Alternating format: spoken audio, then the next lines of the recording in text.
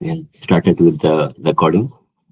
So, we'll have a very quick look to our last week's workshop. Uh, Once again, Assalamu alaikum wa rahmatullahi wa barakatuh. رب اشرح لي صدري ويسر لي أمري واحلل عقدة من لساني يفقه قولي رب زدني علما. بسم الله الرحمن الرحيم. Welcome everyone to our third workshop on process engineering and design. Mm, Uh, uh, we will just have a quick look through on the items what we had covered and on the items what we will be covering in this workshop.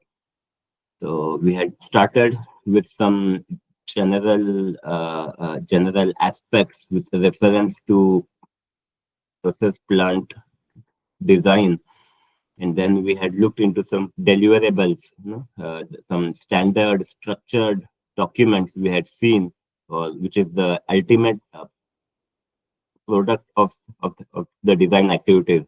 Whatever design we do, ultimately it is made, or ultimately the design will be presented in the form of some documents called as deliverables. And we had seen about the deliverables in our previous workshops. And then we had seen some basic concepts which are commonly used in process design, in which we started with some general concepts like a phase diagram, ideal gas law. Then we saw some differences we also saw about the significance of absolute and gauge pressures. And then we also saw how do we calculate the design pressure and the design temperature based on information about operating pressure and operating temperature. We had seen that. Then we had seen about line hydraulics. We had seen why line hydraulics is considered most important and most basic. And we had also seen about pump hydraulics. Then we had seen about heat exchanger. And last, we ended at the distillation column discussion. And today we will be starting on separators. So with regards to basic concepts, we will be seeing these four items like separator, control valve, pressure safety valve, flaring system. And then we will see something about the simulation software, some general aspects, and specifically we will see in detail about Aspen HYSYS.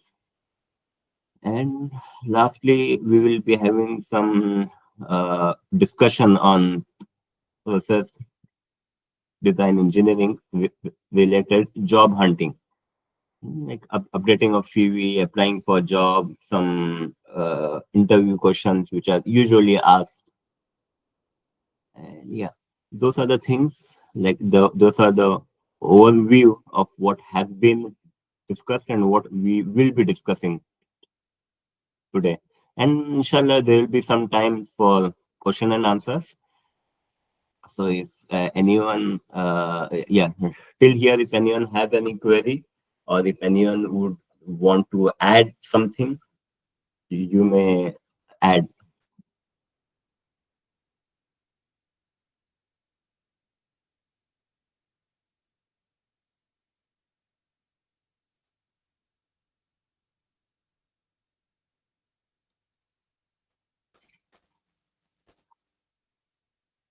Okay, so let us start.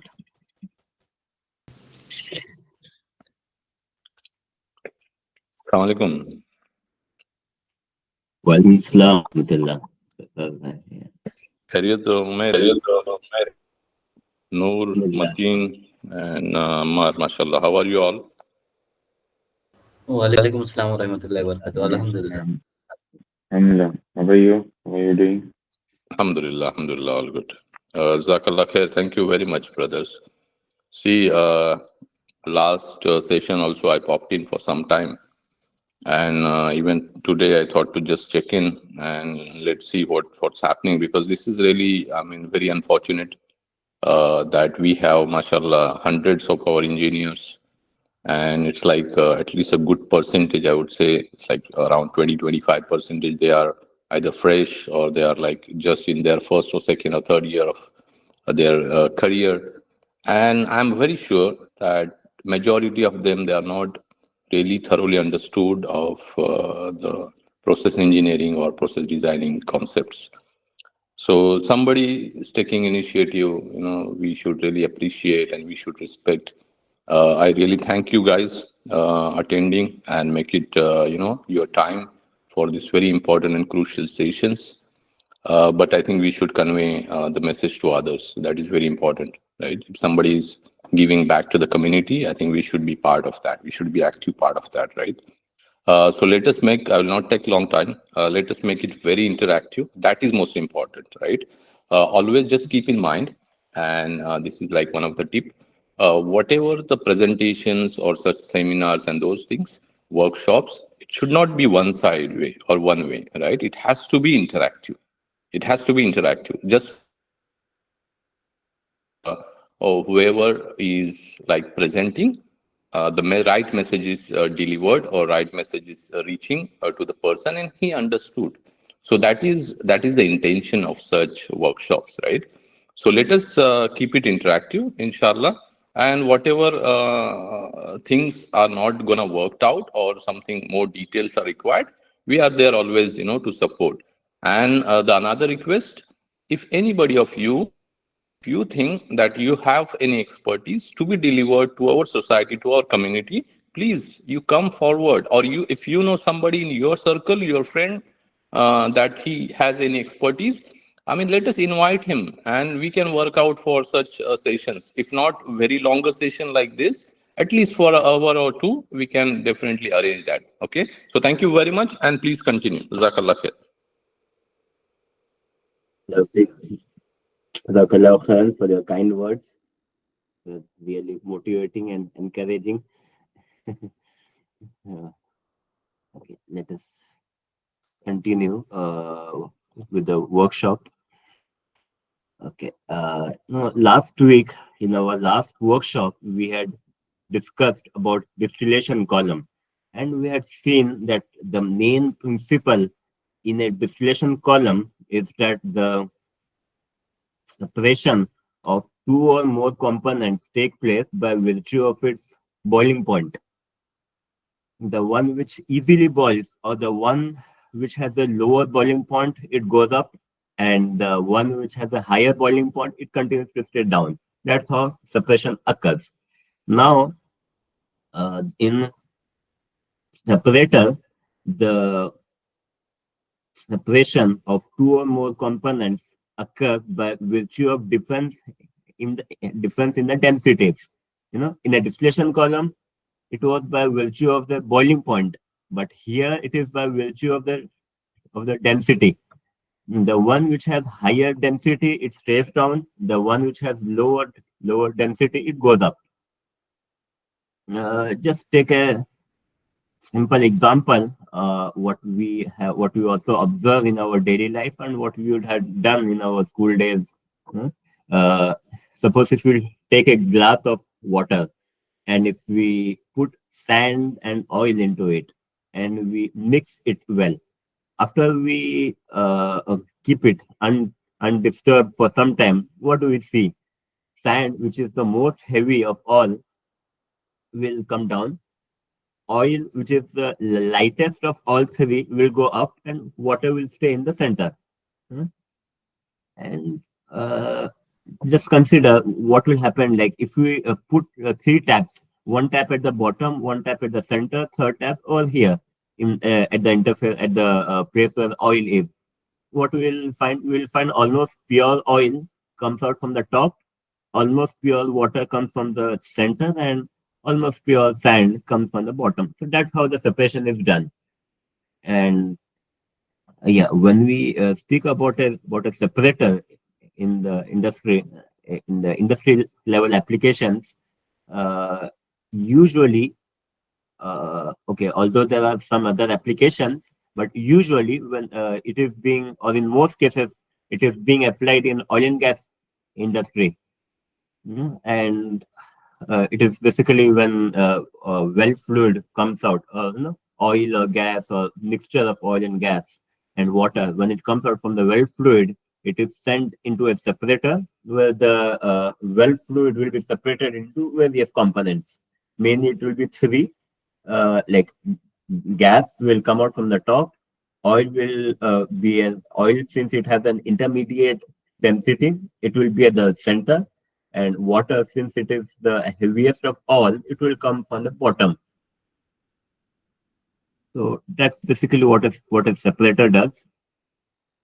Separator can be different types, different combinations. It can be 3-phase or 2-phase. Sometimes we don't have water. We have only oil and gas. So it is called as 2-phase. Sometimes it is all three, or sometimes it is only oil and water, no gas. So depending on the application, it will be 2-phase, 3-phase, and in some cases, the separator will be 4 phases as well. When along with gas, oil, and water, there is sand as well. So there will be a 4th phase. There will be a separate outlet for sand. Now, something about the calculations of a separator. One general thing, when you keep it, like, come back to this example of oil, water, and sand in a glass.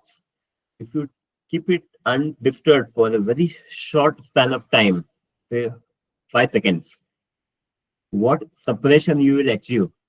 And instead of 5 seconds, if you keep it for 5 minutes, where you will achieve better separation. The longer you keep it undisturbed, the better will be the separation, right? So that same thing happens inside a separator. As you keep it for a longer time, the separation efficiency becomes better. You are able to achieve more separation. But we also need to consider that the longer the time the components stay in the separator, the larger will be the volume of the separator required, and more will be the cost, right?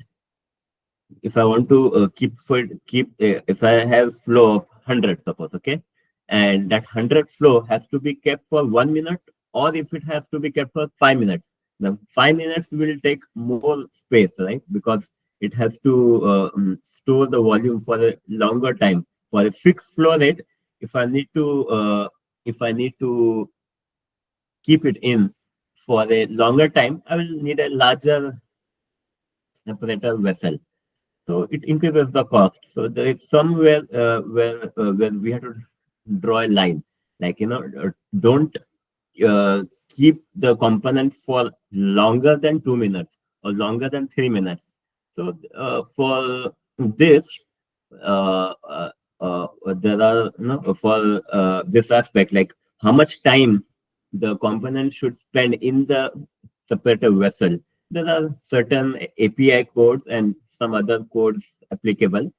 So yeah, those codes can be used to establish what is the ideal time, and based on that, the separator calculations can be performed. Now, when we talk about a separator sizing, our main objective is to size and design the separator. Like, what should be the diameter of the separator? What should be the length, or if it is vertical separator, what should be the height? 1 meter, 10 meter, 2 meter. So that is our objective. And what key inputs are required? Firstly, the flow rate of the feed, or the flow rate of gas, oil, and water components expected. Then what would be the operating pressure and temperature? Then for liquid, it can be one or more than one liquid. what will be the density, what is the viscosity. For vapor, what would be the density, molecular weight, and compressibility required. So these are the key inputs which are required, and the outputs what we can expect from a separator sizing calculation. One would be diameter or length, or the height of the separator, how big it should be. Then what should be the separator internals, details about inlet device, about baffle, weir, demister pad, or mist extractor. Let us try to understand these concepts regarding the separator internals, like what they do. Let us try to understand them one by one. First is inlet device. As the inlet flow enters into the vessel, there is usually an inlet diverter plate arranged. The main purpose of the inlet diverter plate is to maximize the efficiency of the separator. Think what would happen if the inlet diverter is not there. The inlet flow would come over here and it will start scattering over here. There will be huge quantity of liquids gone along with the gas. But with the inlet diverter, what is done? The inlet diverter is here, and the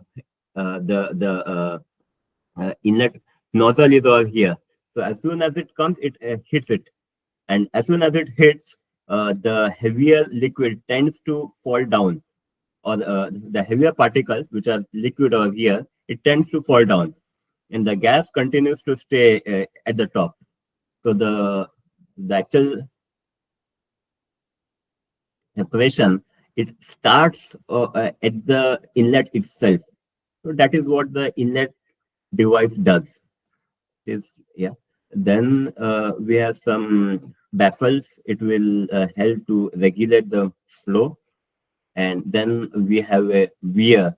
This is called as weir. What is seen over here, it separates the oil, the outgoing oil, with the outgoing water.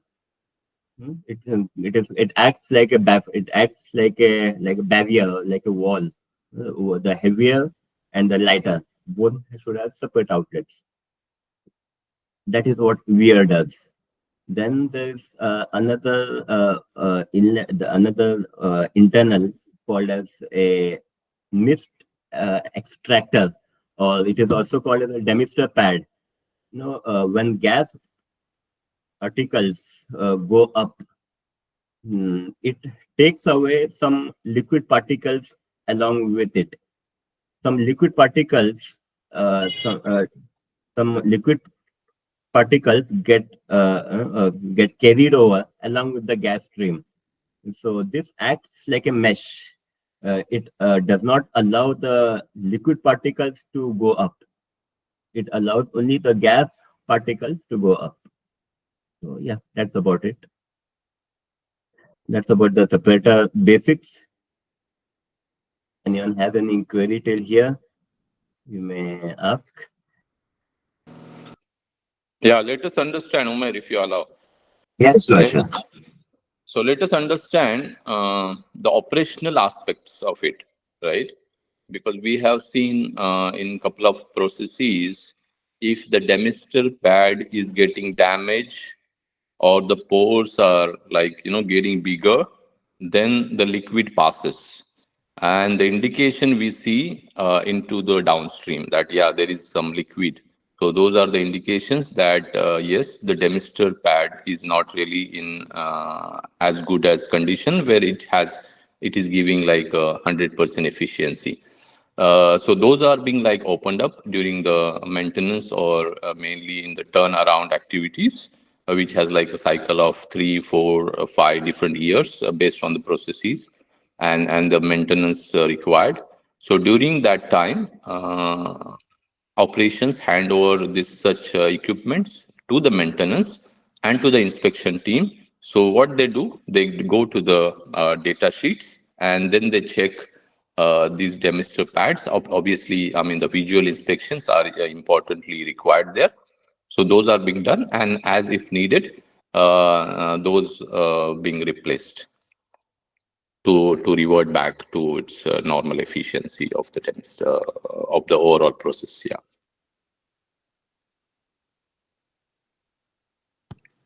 Anyone can share experience or any reflection other than Omer, please. Please speak up, Shabab.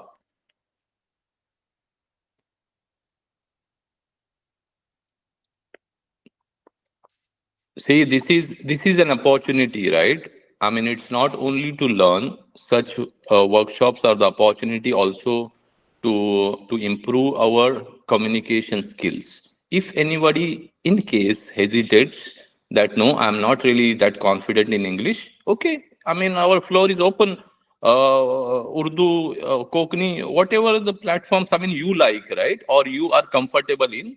I mean, that is what, I mean, we are offering our brothers and sisters to improve, right? That is most important. You will not get such opportunity outside and they will ask you to be open up in your comfortable language, right? So this is like one of the barrier, one of the aspects we see. Though I think, mashallah, our engineers are very much confident in English. So please open up whatever the doubts you have and let.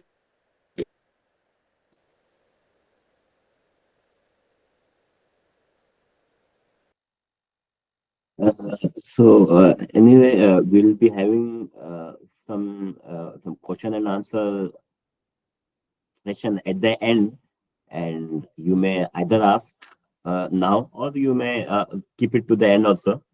Leave it up to you. Yes, if no question, please continue, Omer. Okay. So let us go to the next aspect. Sorry, yeah, anyone have any question?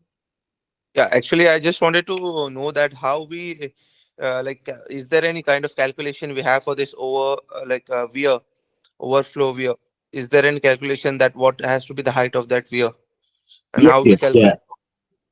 yeah. As such, the procedure is explained very nicely in a code called as API 12J. Okay, API 12J. So that explains it very nicely. And right now you can just and try to understand the basics. Like, you know, if you have a larger diameter vessel, the weir height must be okay. The weir must be high. If the diameter of the vessel is this much, the weir should be somewhat halfway in between. Somewhat halfway. Yeah. I mean, if you instead of this much, if you have a diameter of this much, weir instead of this much, it will be this much. Yeah. Likewise, if the flow rate or if the expected height of the heavier liquid, if it is more, the weir must be high enough. No? I mean, it depends on the densities of the heavier and the lighter liquid, and it depends on the flow rate, and it also depends on the diameter.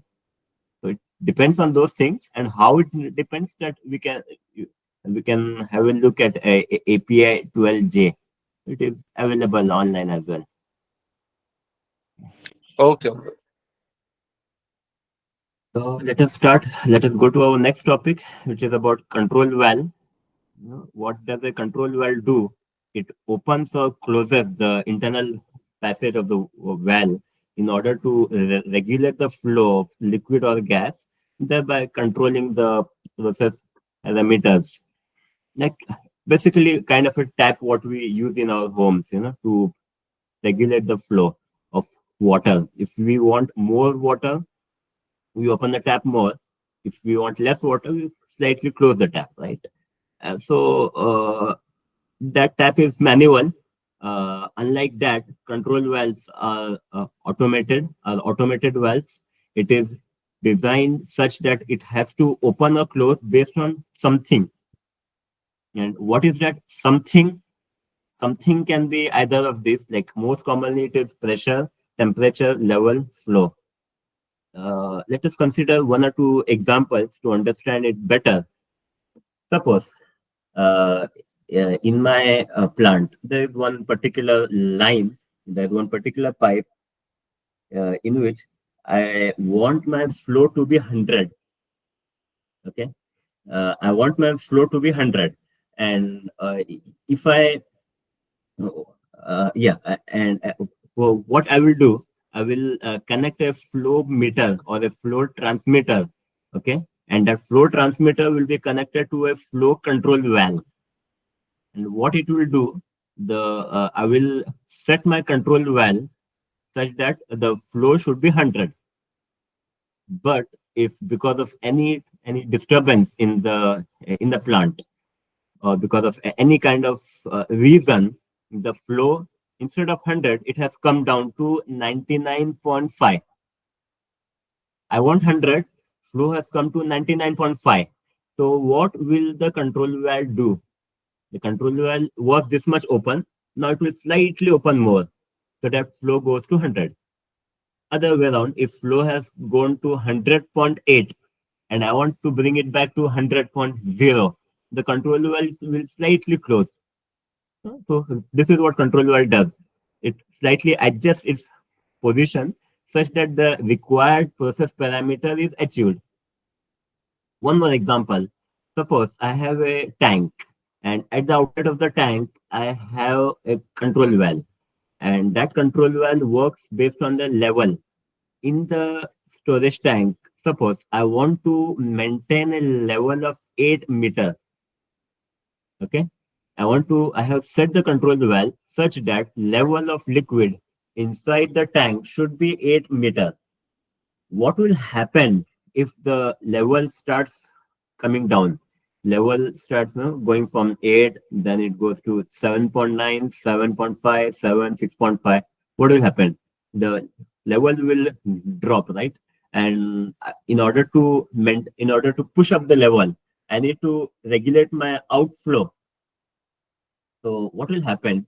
The control valve will automatically adjust its position such that level goes up. Suppose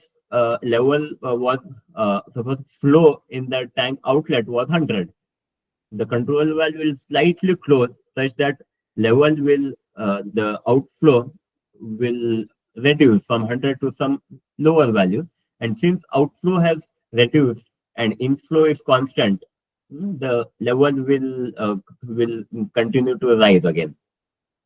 And vice versa, if my level goes up, the control valve will slightly open such that more fluid comes out of the tank and the level is adjusted back to 8 meter.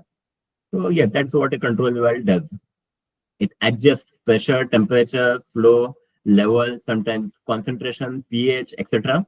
in order to achieve the desired set value. Yeah. Umair, if you Yeah. allow. Yeah, sure. Yeah, so mashallah, we have here one of the very experienced DCS operator with us. Saqib, how are you? Thank you for joining, Habibi. Walaikum Assalam. Alhamdulillah, I'm good, Alhamdulillah. Okay, so Yeah. Saqib, I would request to put some insights for our engineers from the operational point of view. That in any of the emergency situation, how you control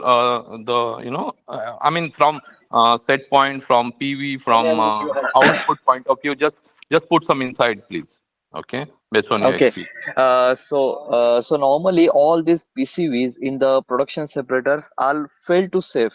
Fail to safe means safe to close. Like whenever if there is any emergency, the PCVs or whatever blowdown walls, the blowdown walls are failed to open, and these PCVs inlet of your production separator, then outlet of your liquid outlet walls are failed to close. Okay, so these are the main things that you must need to know about which are the positions of the walls, like fail to open or fail to close.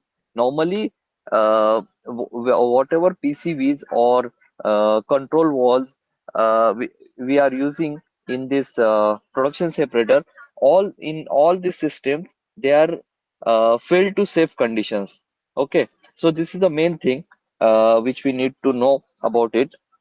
Then the emergency situations, normally in the production separator, the emergency situation is that sometimes the well flow increases, okay, and the level started to increase. At that time, we have to control the pressure of the production separator and also the level of the separator. So normally in that cases, what we are doing, uh, we are closing the choke wall of the wells.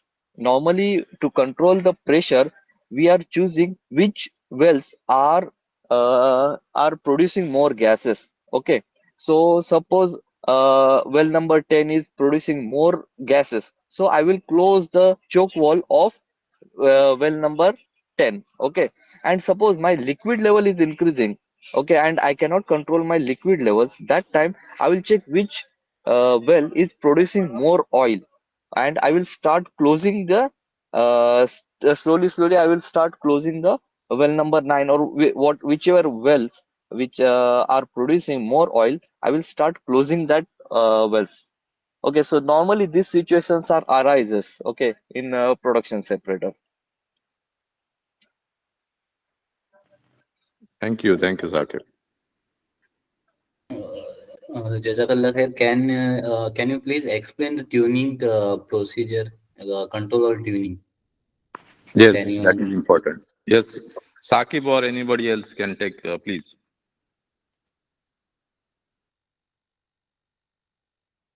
Actually, I don't have so much of idea regarding this one, and this is done by the process engineers or the instrumentation engineers normally.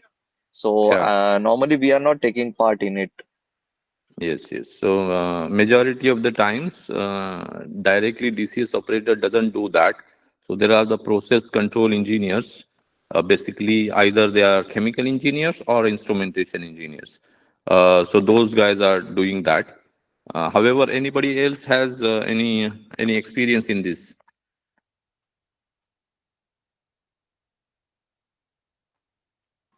I would like to tell that normally this process engineers or the instrumentation, they are doing what they are doing actually during this, they are using the trial and error method only. Okay, means they are using their all calculations, but after the calculations also they came to trial and error method. So they are changing point one, and they are tuning this one.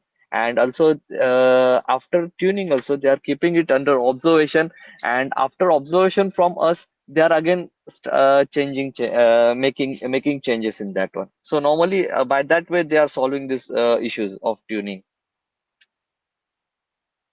Yeah. Apart from the trial and error, there is also some Ziegler, some method is there. And what normally then engineers do, who controls or who tunes the control wall, he play with all three integral P, I, and D, right? So P, I, D are being tuned. Each of them are being tuned in a way what characteristics of the wall is required to be tuned. So that's how actually they play with each of the integral. Yeah.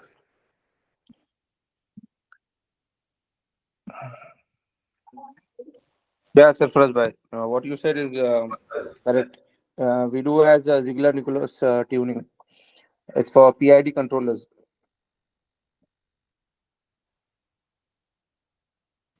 Yes, Ziegler Nicholas, you're right. Yes, yes, yes. That's an again. I was also completely lost regarding the tuning of control valves. Like, yeah, that is something what I had not worked on, and I was not really. It was not there in mind. Although we had learned it in college.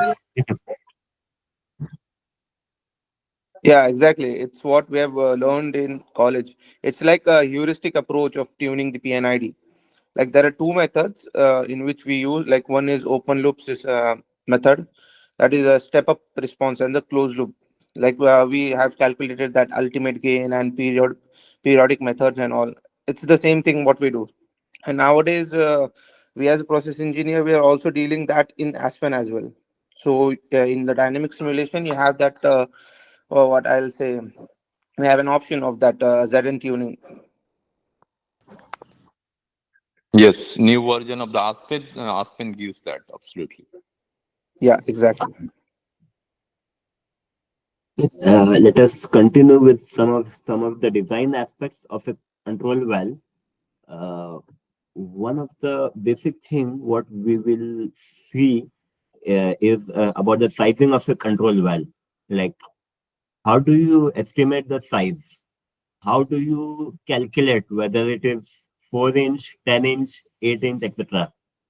For that, although the equations are quite complex and the equations slightly vary from control valve model to model and from vendor to vendor. Suppose Emerson has a particular set of equations, some other vendor has some other set of equations, but this is the basic equation, or can be called as a skeleton or a backbone equation, based on which all other equations are established.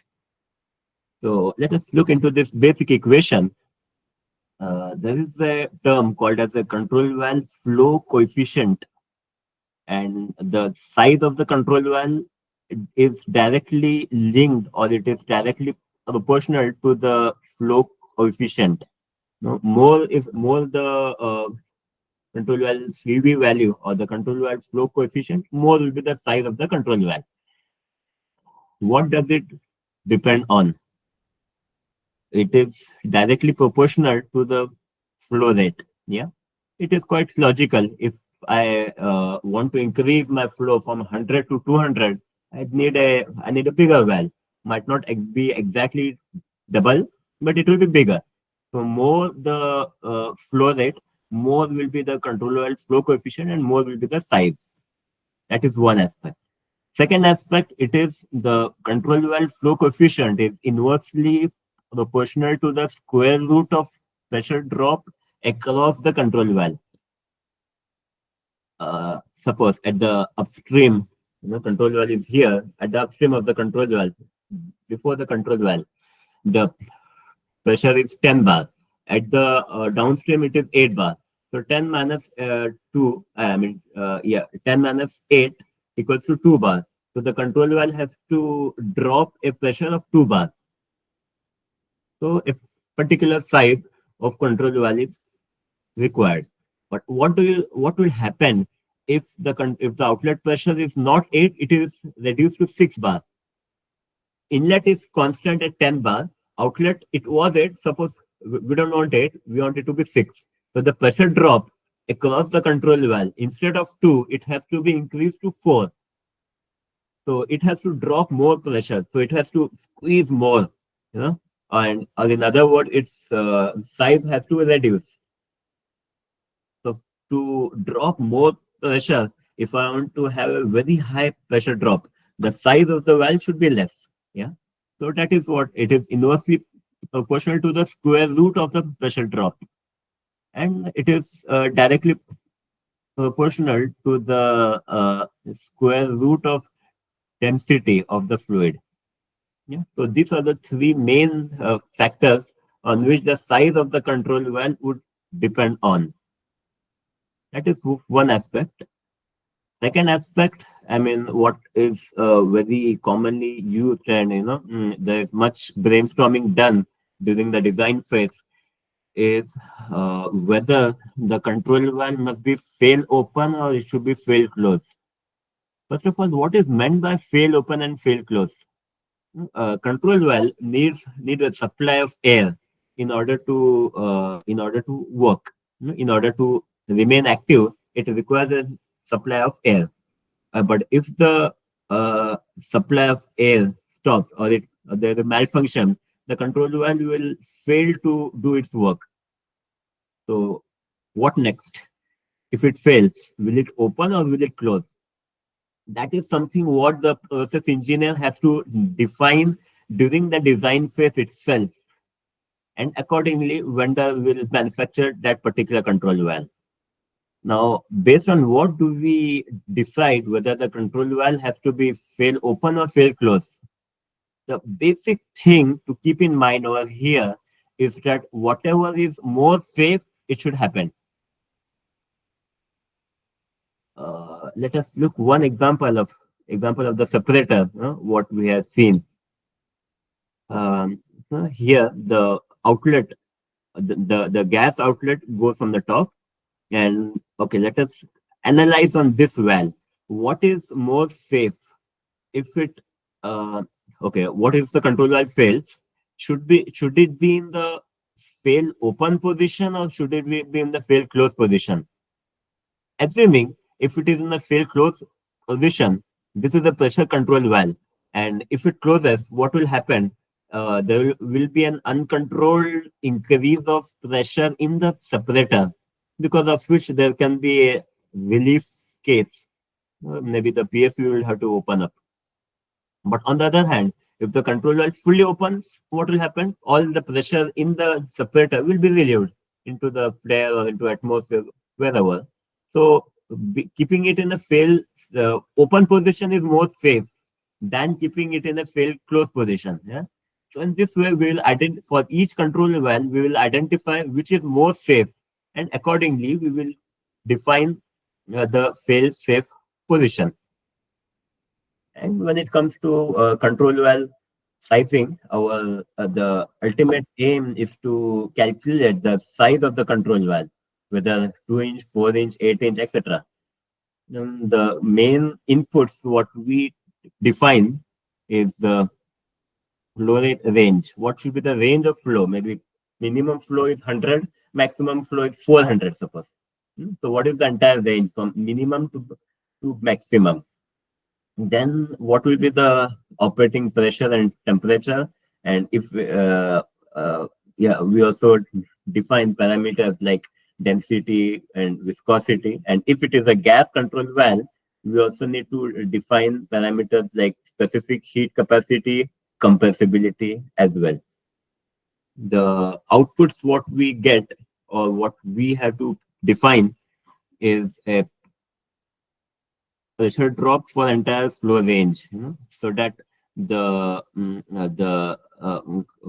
instrumentation team or the manufacturer of the control valve, they can accurately calculate the CV value.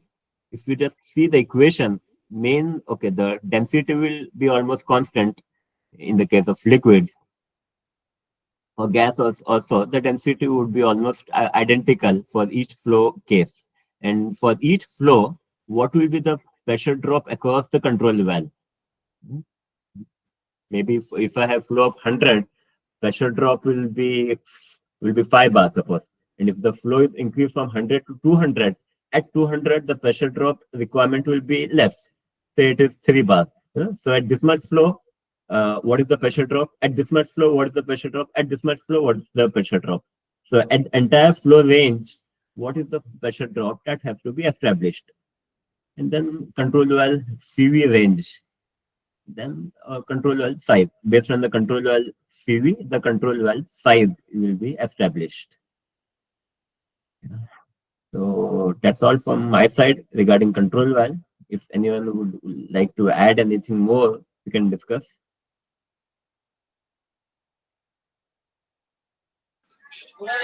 Regarding this fail safe to close of control valves.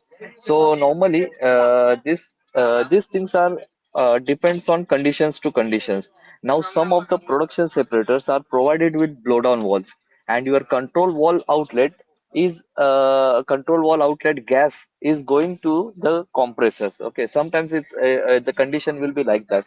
So in that case, your control valve will be fail safe to close. Okay, and your blowdown valve will be open. If in case the pressure is increasing and it is not controlling by the your control valve, then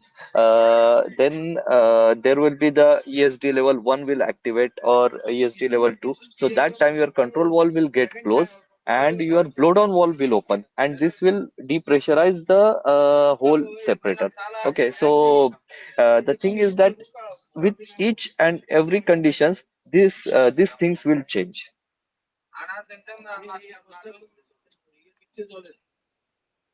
Jazakallah khairan. Uh, yeah, Umir bhai, if you allow, I want to add something Yes. Yeah, sure. regarding the Sure. what you have explained regarding this controller. I have seen this is mainly like fail open or fail close. Mainly, it is for pressure relief, right? And associated with the separator, what we are discussing now. But I would like to add something for any type of controller, especially if we take the flow controller. So basically, there are two types of control, or which is being operated by. Is one which has already explained by the Umer bhai. Is virtue of air, which is called pneumatically operated control valve, which is having solenoid inside. And another type which is being we can say missed is motorized. So there are two types. One is the pneumatically operated, and second one is the motorized operated valve. So for the pneumatic, we use the air, and for the motorized control valve, we use the like electricity. We can say Power. anything. That is power. So, Yeah. the power. So accordingly, whatever the set points will be there, so that much amount of the voltage, or we can say current, is passed, and then that much amount of motor will be rotate, and the flow or anything which will be controlled. Basically, it depend on the function or the processes you're going to use in our plants, and which is also selected by the particular process engineers or vendors depending on the requirement. But if you want the fine tuning or fine controls at each and every point, we will go with the motorized valves. And if there is no fine control required, there is certain points, then we will go with the pneumatic. If anyone wants to add in that, please.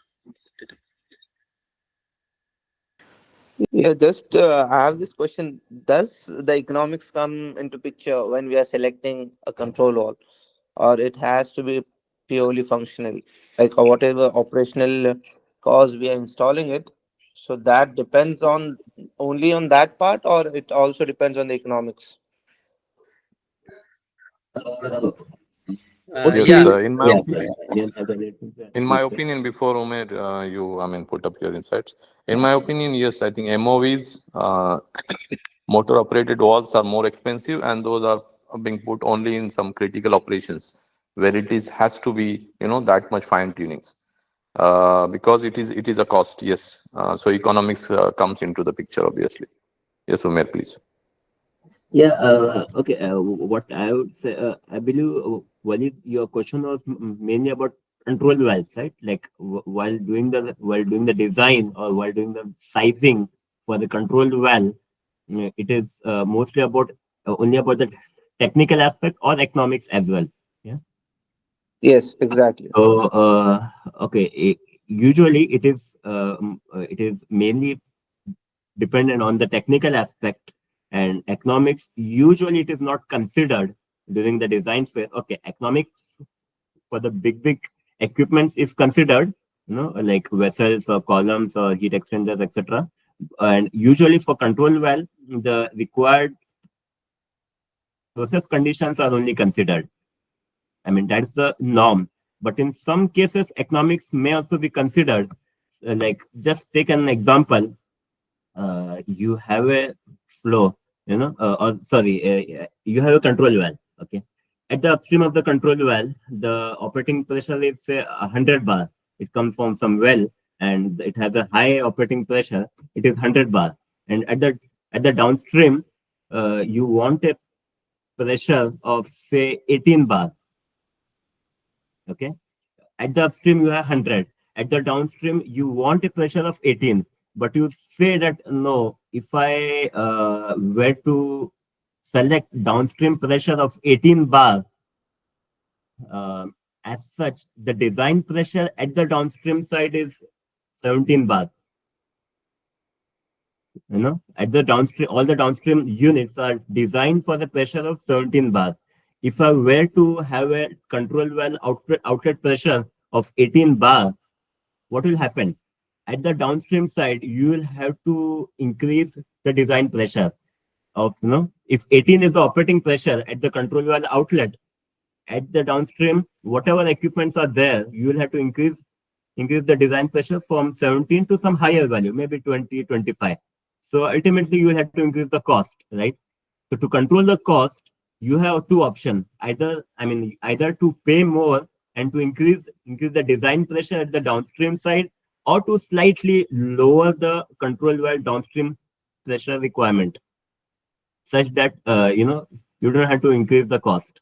So those are few examples in which economics come into picture, but mostly economics is not considered while doing the sizing or while doing the design for the control valve. Economics is considered during the purchase stage for instrumentation side and all, but while the process design is done, at that stage, usually it is not considered. Okay, Murali. Sounds good to me. So, like, there will be kind of some trade-offs that will be happening if we consider like different parameters. If we compare that, what do you mean? Yes. Yes. Yeah. Yeah.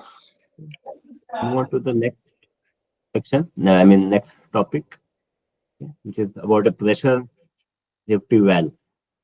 Now, before we start on this slide, let us go back to one of our earlier topics with regards to process safeguarding memorandum. We had seen that there are several levels of safeguard. The first being about the design pressure and temperature.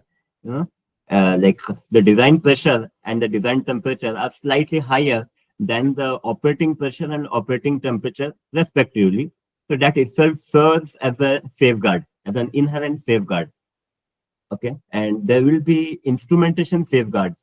What if the pressure or temperature or level of flow exceeds beyond a particular limit? Alarms will be kept in place, so that if something increases, an alarm will trigger and it will alert the operator. And in case, in spite of an alarm, the operator is not alerted, or the operator fails to take the required action, there will be a trip. What if the trip also fails? There will be hardware installed, and hardware installed are mostly about PSV, or the pressure safety valve, and for boilers and other specialized equipments, there will be explosion doors installed. Yeah. So the PSV, it serves as an ultimate safeguard. It's like everything fails, I'm here. Yeah. So okay. So now we'll be looking at that. We'll be looking at the PSV design.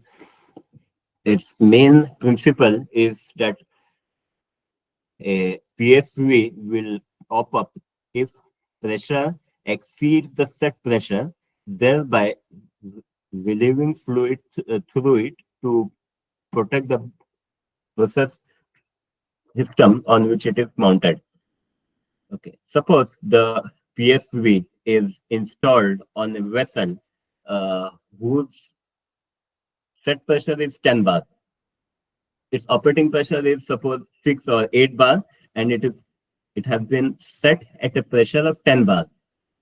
Or the design pressure is 10 bar, and the PSV installed on the vessel will be adjusted, or it will be set such that if the pressure inside the vessel, if it exceeds 10 bar, PSV will open up and it will relieve the fluid through it in order to bring the pressure back to lower than 10.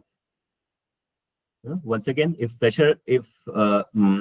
design pressure is 10, PSV will be set at a 10 bar pressure, and if the pressure tends to increase beyond 10 because of anything going wrong, the PSV will open up such that the pressure is relieved through the vessel.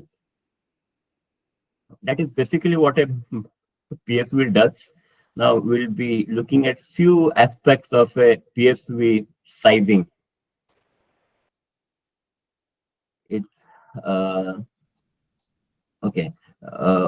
Whenever we had to establish a PSV, or whether a PSV has a PSV, is it required or not? And if it is required, if yes, how big must be the PSV, or how, what should be the size of the PSV? Uh, yeah, it is. Uh, we start PSV sizing by assessing all the applicable relief cases, or we see what can be the over pressure cases, or what can be the scenarios under which PSV would be required. So most commonly used scenarios will be, a blocked outlet, or a fire case, or the control valve failure, and so on. Let us look into one or two causes, to just to get a feel of it, of what cases can occur during which PSV would be required. Suppose let us let us look at the pressure. Okay, or let us look at the separator aspect. We have a liquid outlet over here. Okay, and what do you think will happen if because of anything going wrong, the outlet has been blocked? Normally oil has to go, water has to go from here, the gas has to go from here. What will happen if outlets are blocked? Okay, it is quite unlikely that all three will be blocked at the same time, but yeah, hypothetically, let us assume what will happen. The all three outlets have been blocked. Okay, and inflow continues. Inflow into the system continues, and outflow is blocked. So the pressure in the system will tend to rise to an uncontrolled value, such that, assuming if there was no PSV, it can explode straight away. So what PSV does, in this case, PSV will relieve the flow, and how much flow it will relieve, it has to relieve that much flow such that the pressure must not exceed the design pressure of the system. So this is a case in which there's a blocked outlet, because of which PSV is required. And similarly, one commonly used case is about a fire. Like, what if there's a fire around the vicinity of the vessel? A fire will lead to a temperature increasing abruptly. Temperature will be increased in an uncontrolled way, and because of increase in temperature, the pressure in the vessel will also increase, till a point where there can be a rupture, or there can be an explosion of the vessel. So to avoid that, what is done, it is during the design phase itself, the PSV will be set such that, even in case of a fire, the PSV will open up. As soon as pressure will increase, PSV will open up, and it will relieve the material, such that over pressurization does not occur. Let us look into the inputs, and what are the key inputs required, and what are the key outputs what we get. And then after we can have a question and answer session. The ultimate objective for the PSV calculation is to calculate the orifice size. What must be the size of the orifice? Again, either it should be 1 inch, 2 inch, 1.5 inch, etc., or more. That is the ultimate objective. Now, the key inputs are the maximum flow rate, what is the range of operating pressure and temperature of that particular pipe or of that particular vessel, what will be the maximum flow rate, or what is the gurning case, like whether it is all the possible cases have been identified. Suppose blocked outlet, fire, heat exchanger failure, control valve failure, etc., etc. All the cases have been established, and for each case, what flow rate, what will be the maximum flow rate passing through the PSV, so that will be established. Now, whichever is the highest flow, that will be the gurning case, or that will be the design case. Then what is the design pressure and the design temperature? If the vessel which has to be protected, if it has been designed at a pressure of say 18 bar, the PSV set pressure must not be higher than 18 bar. Suppose what will happen if design pressure of vessel is 18 and PSV has been set at a pressure higher than the design pressure. Before the PSV opens up, the vessel will already rupture. So it's basically no use. So it should be ensured that the set pressure of the spring of the PSV must be equal to or less than the design pressure. Then what should be the dimensions, insulation, elevation of the protected vessel? These are this point number 3 is mainly required considering a fire case. If the vessel is large, very large vessel, the PSV should be comparatively bigger so that it can accommodate more volume of the vessel. And if it is the vessel is insulated, some margin is considered. Like if it is well insulated, because of external fire, vessel will not absorb that much amount of heat. So slightly smaller PSV will be okay. On the other hand, if a vessel is kept at a very high elevation, fire will not usually reach till that high elevation. So we don't need a very large PSV. That's why these things are important: insulation, elevation, dimension. Now, destination of the relieved fluid is also to be defined. Whether after the fluid has been relieved, where it goes.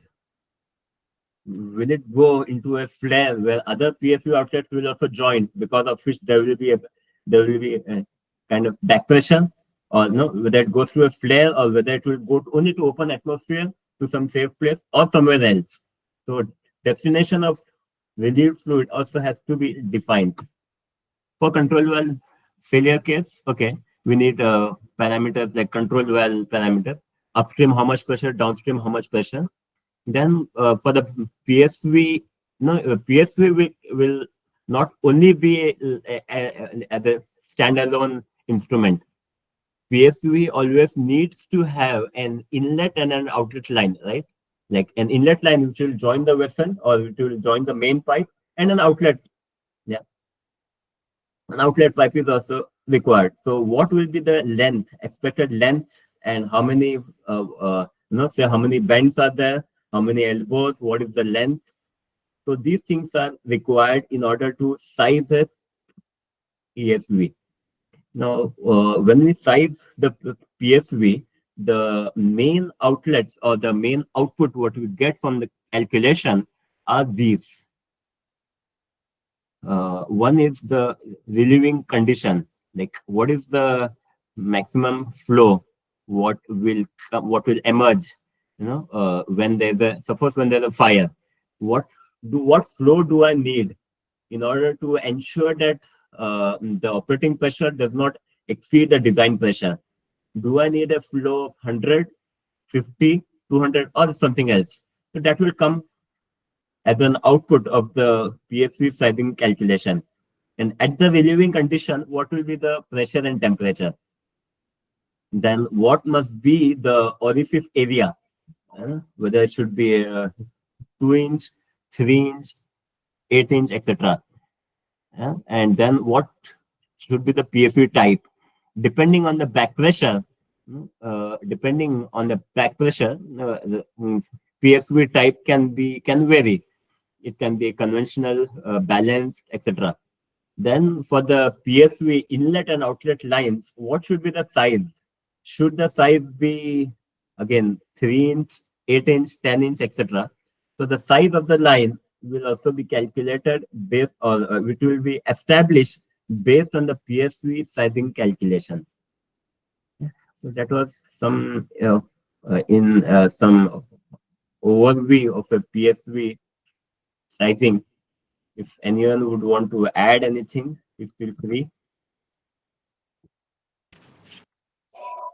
Umair, since we are talking about relief walls, have any of us heard of PVRVs? So PVRV You mean is to say breather valve, breather valves? yes. So those are like pressure and vacuum relief valves. So those are being installed on the tanks, basically on tanks, to where there is very small pressure and at the same time vacuum to be controlled. So if somebody can share light on this, that would be helpful for others as well.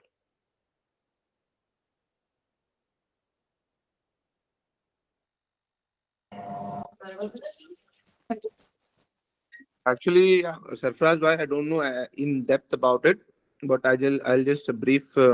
I may be wrong. Just correct me. Like this PVRVs are just like we install that on the storage tank basically. Just basically on those storage tanks where we have some kind of a flammable or where the vapors are generated in that storage tank, the liquids which can generate vapors, in that we mostly install it. Because what we do is, because there is a thermal breathing in and out of the, we want to keep it ventilated. We want to maintain the pressure of the tank just to avoid any kind of I'll say an accident to happen. So for that case, what we do is we just install a PVRV, also known as a breather wall, just to make sure on the complete ventilation, the thermal breathing in and out of a storage tank is happening correctly, to avoid any kind of accident to occur in the future. Yes, definitely. This is one of the absolute example. Yes, it is being used as a breathing wall as well for the thermal breathing. Yes. Apart from that, as I mentioned, where the tanks needs to keep at a very low pressure, at the same time, smaller vacuum also needs to be maintained. Their PVRV are being used and installed. Yeah.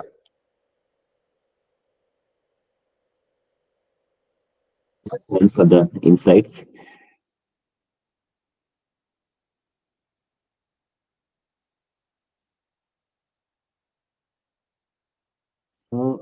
We have just one more topic, in our basic concepts section.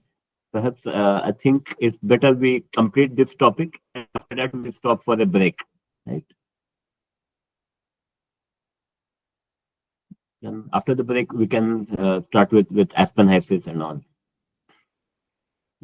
So, okay, this topic regarding flare is related to the PSV topic which we have seen. With regards to flare, basically what happens, or what is the main principle or main function is hydrocarbon releases out of the process system are collected, burned, and released to a remote and safe location. What do you think will happen if the hydrocarbon gases or the hydrocarbon simply if the whatever hydrocarbons come out of the PSV or from the process plant, if they simply vented to the open atmosphere, it will first of all quite hazardous, inflammable, highly explosive, and it also highly damaging to the environment. So it is never recommended to simply leave hydrocarbons or any chemicals just to atmosphere. If although burning causes pollution, still burning is the best solution for any emergency relief or for any relief for which there is no other solution. We cannot use that particular liquid or gas. It is there are several applications where disposing of the gas is the only solution. So in these cases, flares are used. So usually, if we go to any refinery or any oil and gas plant, we see something being burnt, and that is usually the flare, where the waste gases will be collected and it will be burnt. For a flare system will look something like this, as you can see over here in this picture. All the PSU outlets and all the outlets from a blowdown valve will all be collected into some pipes, and the pipes will usually be called as a subheader.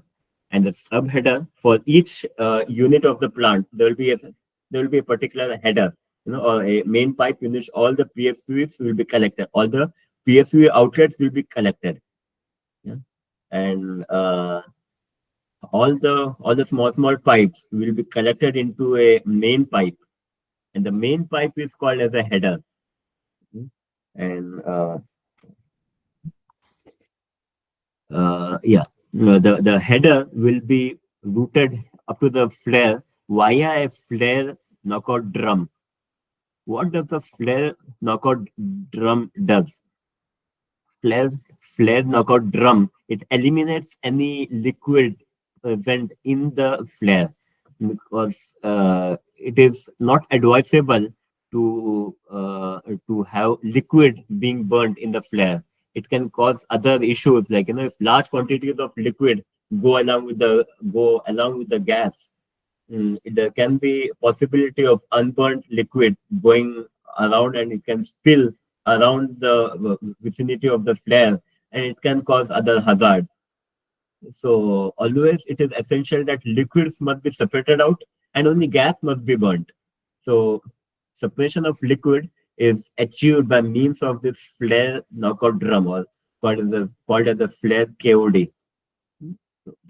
And when we talk about a flare system, the basic objective is to size or to design the flare network. Entire thing, what should be the size, what should be the line length, and what should be the size of the flare KOD, what should be the height of the flare stack, etc. So all of those things come as a part of flare network. When we size a flare network, the key inputs will be this. One is number and type of relief devices, like how many relief valves are there, and how many blowdown valves are there, how many manual vents, are there, which can relieve into the flare. Usually for a large plant, it will easily be in hundreds, sometimes in thousands as well. So a list of all the flare, of all the PSVs and all these items which can go into the flare, or which can route into the flare network, if a list of all them is made, and the maximum flow is also established. And along with the maximum flow, what will be the properties? Density, viscosity, vapor pressure, etc., etc. Those things will be established. Then what is the route from the PSV outlets to the flare? What will be the route, what it has to follow? And according to the route and according to the spacing between each of them, what will be the line length? And what will be the fittings? How many bends, how many elbows, etc. All this will be established. And then also a safe zone around the PS or around the flare has to be ensured, because just around the flare area, it will be so hot that a person cannot even stand there. So what is the area that has to be cordoned off? there will be a safe area which will be required, and in that area, no one is allowed to enter. So what should be that area? Should it be 10 meter by 10 meter, or should it be 100 meter by 100 meter? That will also be a part of the flare network calculation.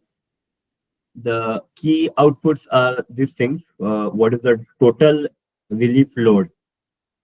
Some PSV can give a flow of 100, some other can give 1,000 flow, some other can give 5. So in this way, all the flows will be added up in the list, and maybe the entire flow might be 100,000.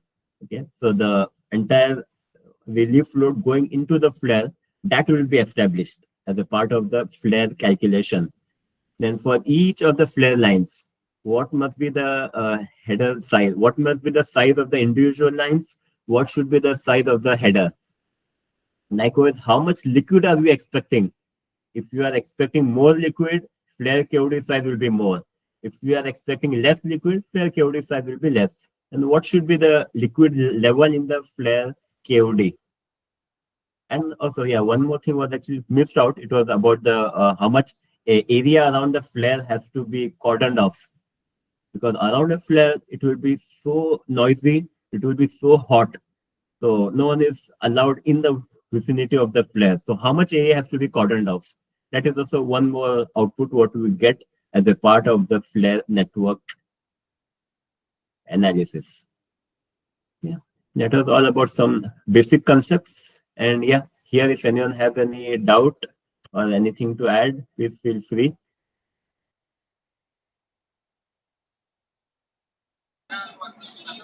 Yes, for this flare system, normally in oil and gas industry, this flare is very important.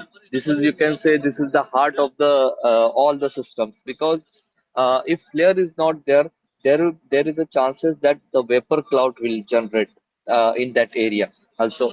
And then the another thing is that there are some gases like hydrogen sulfide also in the gases. So the hydrogen sulfide will settle down and it will affect all the persons who are working there. So for that one, this flare is very much important. When the plant is running, the flare should be ignited with the pilot gas. Okay, so this is the thing. And also in some cases, the ESD 0 is activated when there is a emergency shutdown. ESD 0 level is activated. At that times, all the blowdown valves of whole the plant are open together. Okay, and this whole gases is going to the flare system. So that time there's a huge noise, and the heat, the flare height is also increasing that time. Too means at that time the cap means the flare is running at its highest level or highest capacity.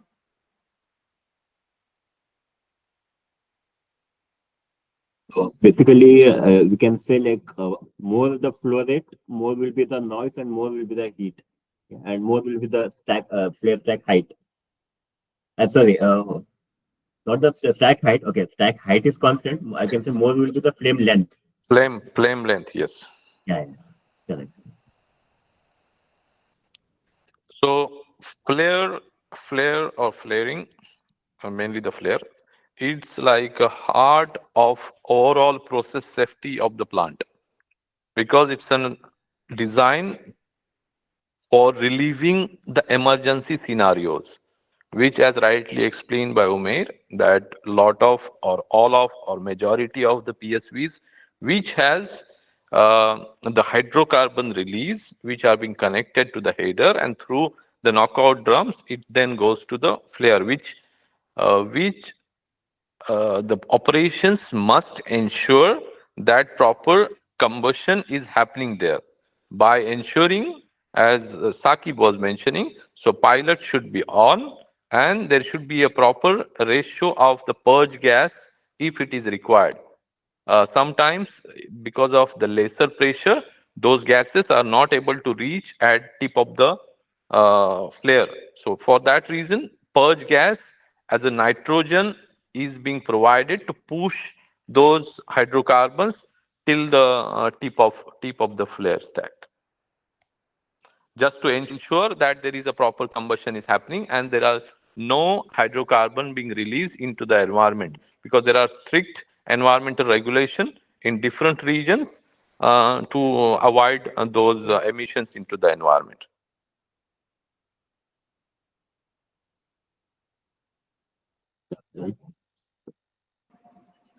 Also, I would like to add one more thing, that nitrogen is also purging throughout the network header to avoid the ingress of air into the flare system. This is also the important thing. Yes, yes, that's true. That's true. Again, it's not only ingress. There's one another aspect. It has to avoid the backfire. So it should not come back to the header or to the different individual systems or the process units. So the purge gas is served the multi-purpose. So it also avoids the air ingress. It pushes the hydrocarbon. It also avoids the backfire.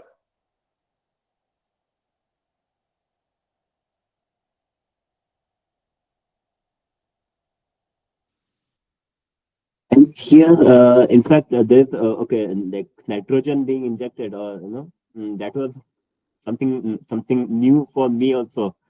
So once again, Jazakallah Khan, Zakir Bhai, and Zafar Bhai. But here, I would just have one query. In fact, like, okay, I'm also not aware of this. That if nitrogen is there, is along with the flare gas, will it not extinguish the flare? Like, nitrogen being an inert, there's no, isn't there any possibility that the flare will be lit off?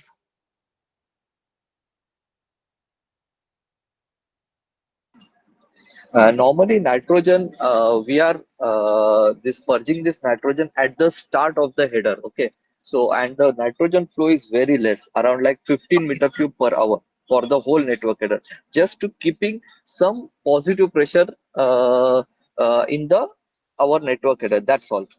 Means very little quantity, not Okay. that much to avoid to extinguish the fire, not that much. Okay, got you. And Yeah, and Umer bhai, apart like, from this, yeah, yes, go ahead, sir. addition to the Sakib's point, because when the emergency scenario happens, that time huge hydrocarbons are coming in, and that time we don't really need any push, right? So with its natural pressure, it goes and it reaches to the tip of the flare. So only in the normal condition, the purge gas is required, which is very small quantity. Yes. Okay, understood. Yeah. Yeah, so let's have a break for 15 minutes. We can have a break. Yeah, and then we can come back. We can continue with the topic of Aspen Hysis. Yeah. Okay, thank you very much, Jazakallah khair. If I may not able to join, please continue and have such interaction. This is most important. Okay, so thank you very much all. Please back after 15 minutes break. Yalla, see you inshallah. Okay, thank you. Yeah.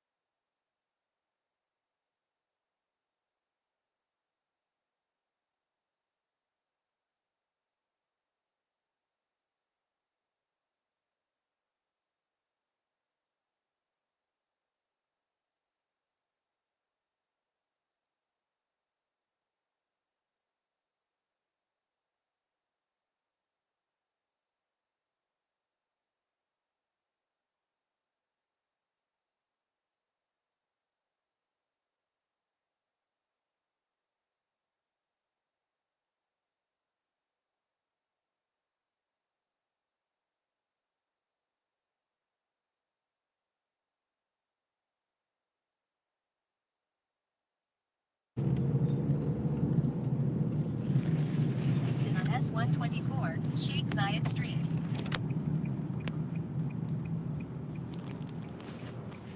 At the roundabout, take the 4th exit on S124, Sheikh Zayed Street.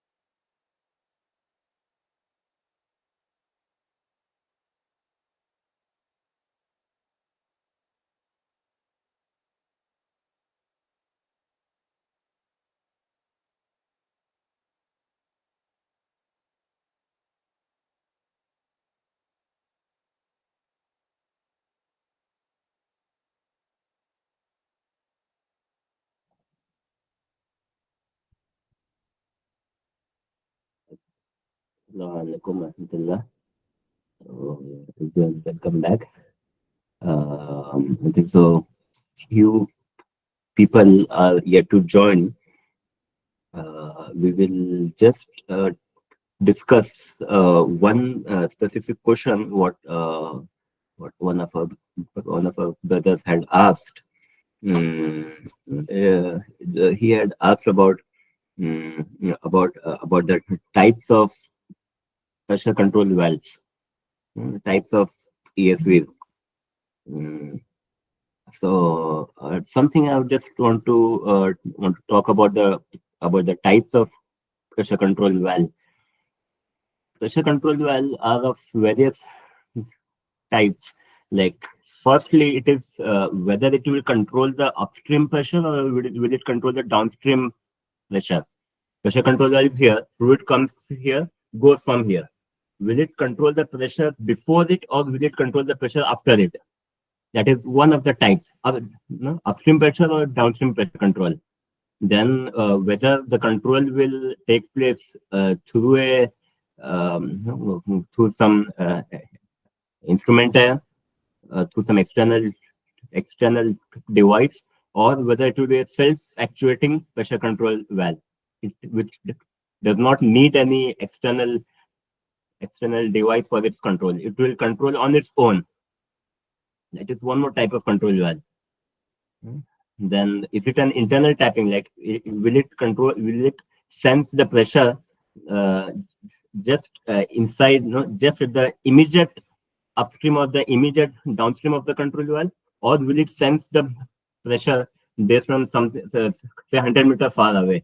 100 meters far away, some pipe is there. Will it control the pressure of that, or will it control the So I mean, based on this, there are several types of pressure control valves.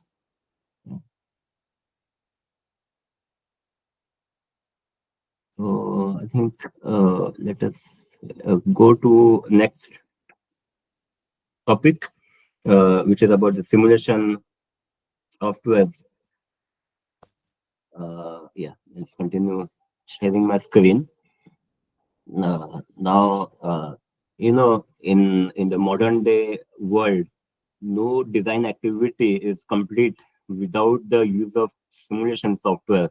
I mean, simulation software have become extremely vital, and like no one is considered as a good process design engineer if he does not know any simulation software. So yeah, let us look at what it does, how it does, why it does. Okay. So basically, simulation software are something in which it describes the process in flow diagrams where each unit operations are positioned and connected by process or energy streams.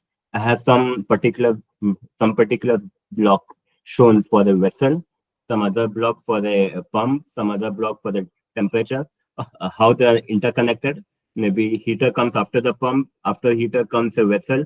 So all of them are interconnected. So basically, as we see in a PFD, the units will be interconnected in the simulation software. And how does it operate? Based on certain user-defined inputs, it generates mathematical models to enable to calculate parameters such as vessel sizes, line sizes, instrument size, process condition, HNMD calculation, etc. Like this is what it does based on some particular set of mathematical models. Simple example: how do you calculate volume of a cylinder? It is pi into diameter square upon 4 into length. Yeah, that's how we calculate the volume of a cylinder. Now, suppose if I know the volume, the diameter and length of a cylinder, I can use the calculator in order to calculate it each time, or we can do by hand calculation, or I can create a program in, say, in Excel, MATLAB, anywhere, such that I don't have to calculate each time. I just had to define the diameter and length, and based on that, automatically volume will come. You know, each time I don't have to take a calculator and do the calculation. So that is exactly what a software does. It has some inbuilt features in which all the equations are already defined, and based on that defined equations, the user has to define a set of inputs based on which user will get the outputs. This is basically what a software does. Now, simulation software, especially AspenTech, Aspen HYSYS, has got several, if not lakhs of equations already which are inbuilt, based on which the desired outputs are established. Now, what kind of calculations software helps us to do?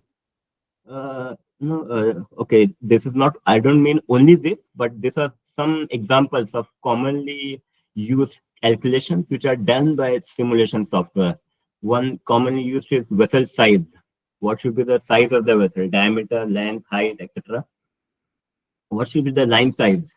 What should be the instrument size? Control valve, flow orifice, etc. What should be the size of it? What should be the operating conditions in a particular part of a process plant? And we also need to generate HNMB, heat and mass balance, which is an account of how much material is flowing in which part of the system. Into the heat exchanger, so and so is going. Out of the vessel, so and so flow is going with so and so operating conditions. So all these HNMB data can be calculated by simulation softwares. Some examples of commonly used simulation softwares: Aspen HYSYS, Aspen Plus, Aspen EDR, FlareNet, FlareSim, Unisim, PipeSim, Olga, TLNet, Wanda, AFT, Fathom, etc. Much more. The several softwares are being used in the process industry for several different applications, and which are developed by several different companies. Now, as a part of this workshop, we will consider one software. We will cover one software which is most commonly used and most comprehensive. And it's like once you learn that particular software, or once you know about it, all other softwares are identical, and it will be easy to learn about other softwares. I'll just open this Aspen HYSYS program, and in the meantime, I'll just give 1 minute. Yeah, Aspen HYSYS takes some time to open. In the meantime, let us cover some basics about Aspen HYSYS, like what Aspen HYSYS does. This Aspen HYSYS software, it is developed and it is owned by a company called as AspenTech. Originally, the Aspen HYSYS was released in the year 1996. I mean, that was the first time when Aspen HYSYS was released, and it was version 1.1, and it was made by a company called as Hyperotech. Then it was acquired by Honeywell company. Later, it was acquired by AspenTech. And its latest release was around 2 to 3 years ago. And currently, we are in version number 14 of the software. And it is used to for calculations of property, to generate HNMB, vapor liquid equilibrium, heat transfer, mass transfer, kinetics, etc. Very quick brief on what it is all about. Calculations of property. If I know what is the constituent in the liquid, or what is the liquid, like it is water, or it is a gas, methane, carbon dioxide, etc. And I have the operating conditions at pressure of 1 bar, at temperature of 70 degrees Celsius. What will be the density? So this Aspen HACCP will help me to generate it. Likewise, what will be the density, viscosity, compressibility, critical condition, etc. These Aspen HACCP will give me. And HNMB, heat and material balance in the plant, is also given by Aspen HACCP. Vapor liquid equilibrium. Suppose if I heat or if I flash a particular gas through a control valve, so pass it through a control valve, how much will be in the vapor phase and how much will be in liquid phase? That is also established by Aspen HACCP. I mean, that can be given by Aspen HACCP. Heat transfer. If I want to absorb, if I have a particular stream or particular fluid which needs to be heated to form a temperature of 70 to a temperature of 90 degrees Celsius, how much heat do I need to give? How much electricity do I need for my electric heater? Those things Aspen HACCP will give. Mass transfer. Across a distillation column, what will be the distillate, like based on the given conditions and based on the vessel geometry used, what will be the flow of the distillate, what will be the flow of the bottom's product, or through a separator, what will be the flow of gas, what will be the flow of liquid. That also Aspen HACCP will give. Chemical kinetics, chemical reactions can also be modeled in Aspen HACCP. Similarly, fractionation across a column, either absorption column, stripper column, etc. Then also details about pressure drop. If I have a line, I want to size the line. I want to calculate whether the line size will be 4-inch, 6-inch, 8-inch, etc. So that also can be calculated in Aspen HACCP. Yeah, this was a quick overview of Aspen HACCP. I will just unshare my screen and open the Aspen HACCP screen. Open the Aspen HACCP window. And if anyone has any doubt, any query, you can ask.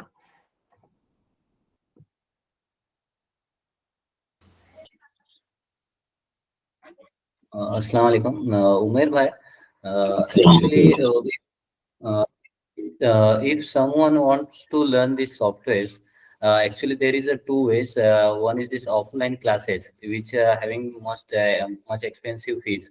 Okay, and other ways to if the companies, means workplace, are having this software, then it can be learned.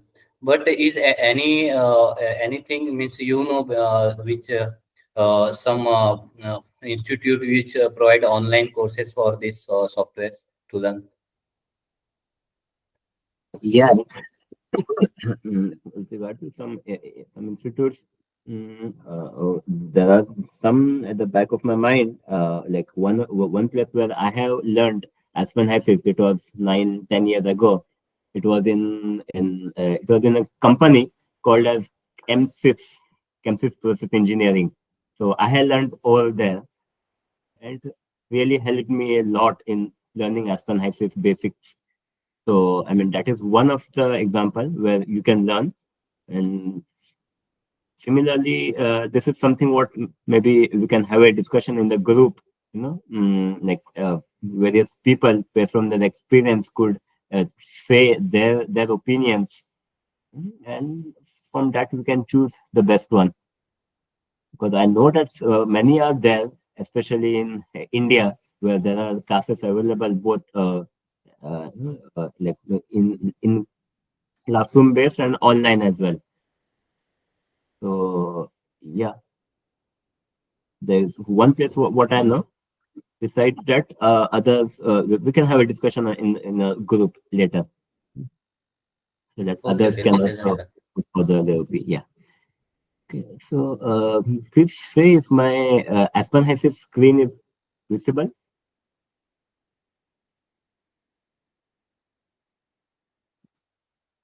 Anyone confirm? Yes, Umair. It is visible, It's right? visible. Okay. Okay. Now we will look at some basics. Okay, not spend much time, but yeah, we will look at some basics on how Aspen HACCP calculates and what it looks like. So yeah. So when I open a new Aspen HACCP file, the screen will be like this. So the first thing what it will ask me to define a component list, like what does it have? Is it a methane or ethane, or is it water or benzene, or some oil or something else? So usually there's a component list, and I can add the component list, and it has okay, although I never counted, but it will be in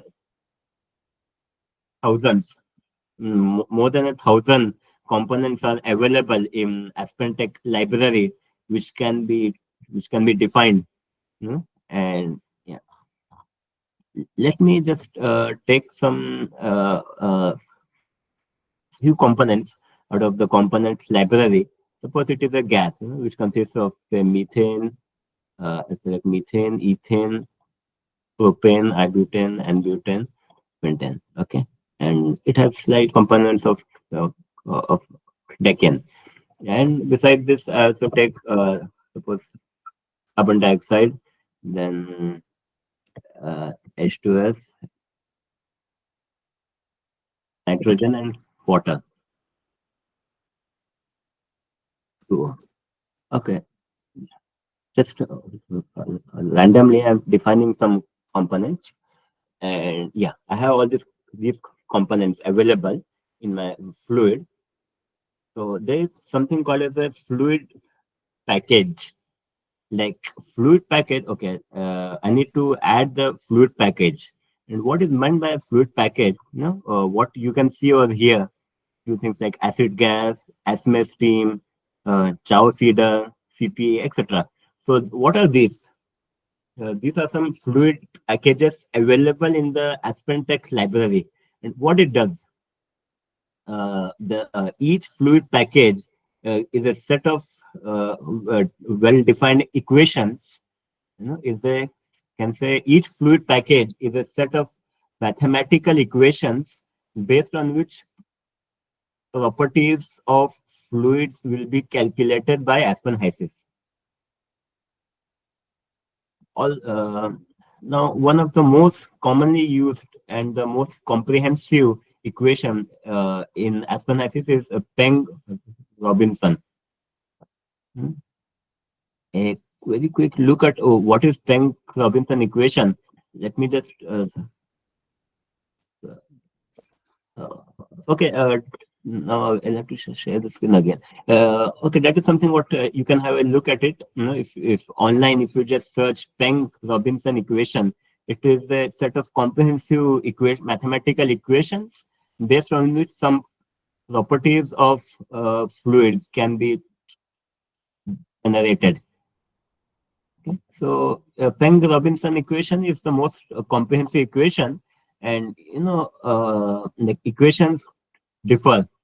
Like say some equations are more are mostly used for some particular fluids. Say if it is gases like methane, if it is hydrocarbon gases, some particular set of equations are there. But if it is polar components like water, Peng-Robinson is not so accurate. Some other set of equations will be more accurate than this. So it is recommended to use that set of equations. In the Aspen HYSYS help section, there are some guidelines available as to for which type of things, which equations, for which type of fluid, which equations should be used. Similarly, in the last workshop, we had a discussion on critical fluids, like fluids which stay in their critical conditions. So for fluids which are above the critical conditions of pressure and temperature, the commonly used equations may not be applicable. So we need to use some other set of equations. Likewise, for each category of fluids, we have a different set of equations based on which accuracy of the HYSYS model will be better. Yeah, that's about the property, or that's about the fluid package. So let us go with the Peng-Robinson package. So with this, we have defined the component list, and we have established the Peng-Robinson equation of state. So with this, I start with the simulation, and the simulation library looks like this. There's a working sheet over here, and there's a model palette in which we have options to choose either it is a fluid or it is a line or something. Let me just add one or two equipments, or in fact, I start by adding a material stream. Okay, suppose I have a stream which I would choose, and I need to initially it tells unknown composition, means something is not defined. So we need to start by defining few parameters so that Aspen HYSYS can recognize it, and it can help us to calculate the required properties. So suppose I have a fluid, I have a gas. Okay, I have a gas. It is a wet gas in which there's some oil also and some gas. So let me say that suppose the gas has half methane, and besides methane, it has other components like ethane, propane, etc. So suppose it has half. Here I need to define the mole fraction of the gas. In 1 mole of the fluid, how much methane it will have.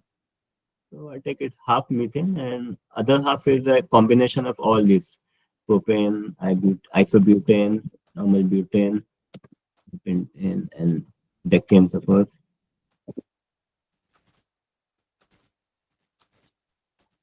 Cotton, okay. So now it became 1. So now unknown composition has now gone away, because now we have defined the composition. We have defined in Aspen HYSYS what must be the composition. So next it says unknown temperature. Okay, suppose I say that it is at ambient conditions, so say 25 degrees Celsius, and also say the gas is slightly pressurized, so to a pressure like 3.5 bar, or 3.5 in terms of psi, it will be 50. So next it tells that the flow rate is unknown. It does not know what is the flow rate. So I define, suppose it is 1 MSCFD of the gas. So now it is okay. You see that when I define the flow, the yellow has changed to green. So that means Aspen HYSYS has now accepted that particular stream. So now I can know what is the property of this particular gas. There is an option for property, and we can see the molecular weight of the gas is this. Density is this much, mass density is this much, molar density is this much, compressibility is this much. So all the properties of the gas can be known from Aspen HYSYS. So this is one of the things what we have seen, what Aspen HYSYS does. Let us consider one example in which we have a separator. And I'm not sure, because based on the composition of the gas, I know that some part of the gas exists as very light gas like methane, ethane, etc. And some part of the gas exists in liquid form because it is heavy oil, or not heavy oil, it is oil. So I don't know how much of it is gas and how much of it is liquid. So let me have a 3-phase separator in which I will just define the gas as inlet, and suppose I just define 3 separate streams. One is gas, oil, and there is water. Okay. So it is not, that's okay, like it has calculated. So I can see the summary, like out of 1 million standard cubic feet per day of gas, once I flash that gas to in the separator, I have a 0.87 mmHCFD as gas, and some part of it exists in the liquid form, and some part of it now exists in the water form. So this is one simple example of HNMB data. Like I know how much it is inlet and how much is going up as gas, how much is coming down as water, and how much is oil. What are the conditions of each of them? Like gas, okay, say the density of the gas was somewhat in between that of liquid and vapor. So it was the density was 7, okay, and once I flash it, now the density of oil is 700, water is 1000, gas is 5. So I can know each condition like temperature, pressure, density, viscosity, compressibility, etc. This is one of the examples of what Aspen Hysys does. Now, suppose if I want to, if I want to take this oil and if I want to pressurize it through a pump, I take a pump and yeah, let me just join the screens.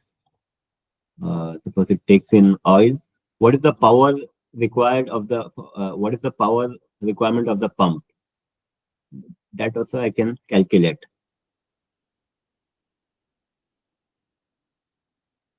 It gives some warning of unknown duty, and it why it gives warning? Because I have not defined that at the outlet what pressure do I need. So say it was at a pressure of 50 psi. I want to increase it to a very high pressure. Suppose I want to increase it to a pressure of 1000 psig. Okay, so it has now considered it is okay. And how much duty of the pump is required? It is okay, since flow rate is very less, it requires a duty of 1.5 kilowatt. What will happen if I increase the flow by 10 times? Not 1, it is 10. So now the duty of the pump has increased by 10 times. And with regards to the separator, there is an option to quick size. No, it is not so accurate, but I can know an approximate size of the separator. There's an option for quick size. So if I choose the option for quick size, Aspen Hysys tells me what must be the diameter of my separator. 2.5 feet and length has to be 7.5 feet. So it gives an indicative size of what will be the equipment size required. Likewise, yeah, we'll see one example from line sizing as well. Okay, suppose the gas has to go to a pipe, and I'm not sure what must be the size of the pipe. Should it be 2-inch, 4-inch, 8-inch, etc.? So what do? There's an option to define a pipe. Okay, so okay, it requires an energy stream. So there's an option to define a pipe, initiate, define the gas, define yeah, what should be the outlet, and now I need to define the parameters like length of the pipe. What is the length of the pipe? Say based on the plot size available, I know that the length will be approximately say 100 meter. Okay, so it is 100 meters, roughly 300 feet. And elevation change. Suppose the gas is the plot has some ups and downs, goes here and there, and it has some elevations, and finally it goes to an elevation of suppose 10 feet. Now I do not know what will be the size of the pipe. So what do? I will start with the outer. I'll start with the start with the diameter of the pipe. Suppose it has got a particular standard. I start with size 3-inch. Okay, and I'm not sure whether 3-inch will be fine. For initial purpose, let us assume heat transfer is 0. There's no heat transfer taking place. So it tells not solved because something it has not recognized. And usually here, if the diameter is so less and velocity is so high, it will show as not solved. There's an option to see the performance of the pipe, and I can see that velocity is going so high. Normally the allowable velocity in vapor lines will be okay. There's some standard. It is called as momentum criteria, but okay. Usually, it velocity should be in the range of 11 to 30 meter per second. Okay, it should not be more than 35 meter per second. And for very light gases, it can go up to 70-80 meter per second also, but normally it should not go above 30. But what I can see here, velocity is 400, more than 400. So that's not acceptable, right? And because of that, it shows us not solved. Let me just increase the line size a bit, then we will see what happens. From 3-inch, if I 4-inch, still it shows that velocity is fine, but still it is too high. Let us just go in the performance and we will have a look. Still velocity goes to 80, 90, 107. It's so high. Let us increase the line size from not 4-inch, I'll increase it to 6-inch and see. Okay. Now it is shown as okay. Yeah. So that's how I do my line sizing. I start with some size and then I try different combinations. Now you can see at each stage of the pipe, at each part of the pipe, velocity is fine, 35, 36, 37. That's fine. Yeah. So this is how I size the line. So, and this is how I came to know that a line size for this particular application must be 6-inch. Umar bhai, sorry, Yeah. 1 minute. Where these values are visible in the screen, actually, I'm not able to see the final values means. Mm. Yeah. Okay. Unfortunately, for the Google Meet, has option only to show one screen at a time. So maybe I have to switch over screens. Yeah. Okay. You can just see this thing.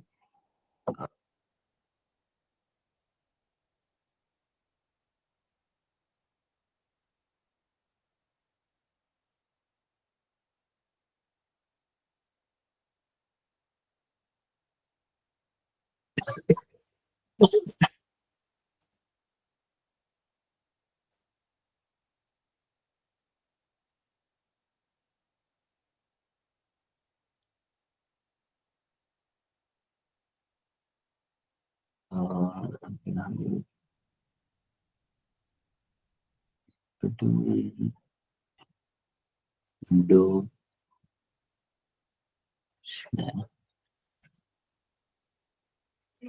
okay. I believe not visible, right? Can anyone please confirm? Now this is vapor velocity, like columns are visible. Okay. That's the visibility. Okay, great. So what it is, earlier when I had chosen a lower line size, velocity, what you can see, okay, these are the velocity at various intervals of the pipe. At length, at initial section of the pipe, at a length of 60 feet, at length of 120 feet, and so on. At various stages or at various lengths, what is the velocity of vapor in the pipe? Now it is roughly 35, 37 in that range. Yeah. But before, like when I had chosen a lower line size, the velocity was coming too high. It was coming more than 400, 500 meter per second. And because of that, it was creating issues. Like, it is not possible to flow that much quantity of gas in such a small pipe. So based on this, I have come to know that my line size must be 6 inch. Like based on some combinations or some based on some trial and errors, I have come to know that line size should be 6 inch.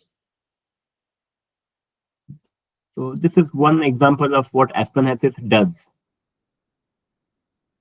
And one question I would be happy if someone from the audience can answer it. We see that at initially in the pipe, the velocity is 35.2 meter per second, and then the velocity keeps increasing 35.7, 36, 37.9. Why do you think velocity might be increasing? Can anyone answer this?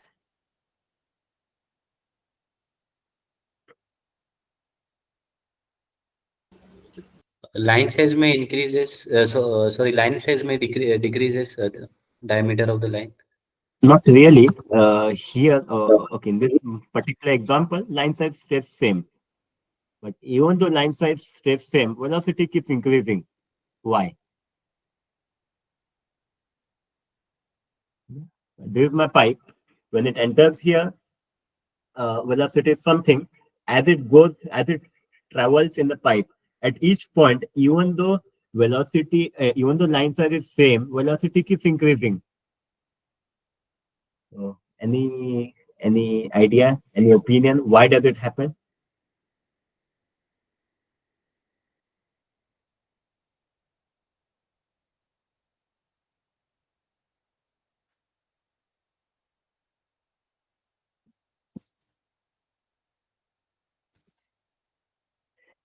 Anything from Noor, Ambar, Adil, Mateen?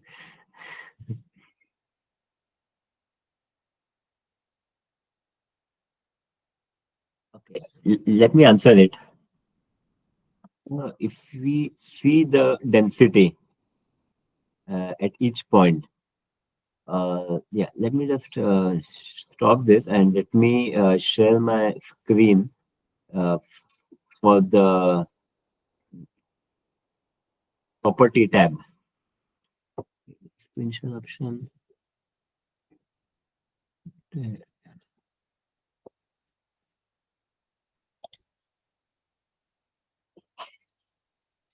Yeah, so you can see the screen here, right? Which shows about the conditions and the properties.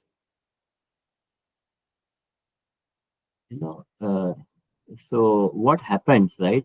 When it you see these are the properties at the pipe entry point. This is the pipe at the entry point. These are the properties, and at the exit point after 300 feet, these are the properties. So you can see there's a drop in the density. Why does the density drop? Main reason for the drop in the density is the pressure drop.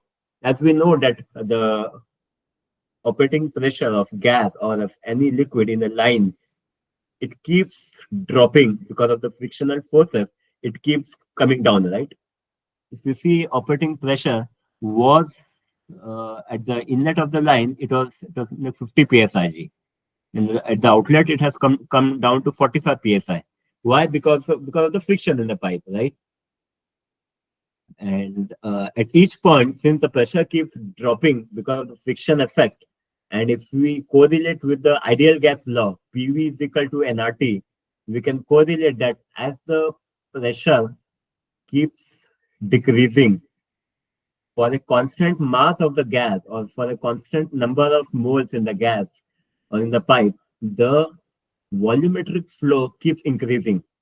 We had seen that pressure of a gas is inversely proportional to the volume. So when the pressure keeps dropping because of the frictional effect, the volumetric flow keeps increasing.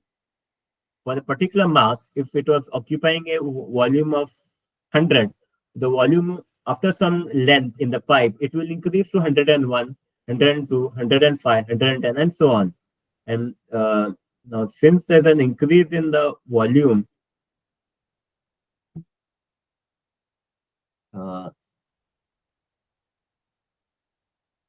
since there's an increase in the volume, the area or the size of the pipe is constant, right? So the volumetric flow keeps increasing. And what is the velocity? Velocity is just volumetric flow rate divided by area, right? So for a constant area, as volumetric flow rate keeps increasing at each stage of the pipe, the velocity also keeps increasing. So this happens for the gas pipe, but liquids, since they're not compressible, for liquids there will not be a significant increase in velocity. Whereas for gas pipes, the velocity, because of this effect, the velocity keeps increasing at each point in the pipe. So I guess for Aspanaxis there can be much more explanation, but I think the explanation part I can stop here. And if anyone has any query or anyone would like to have further clarification, we can discuss on it. Or else we move on to the next topic of job hunting.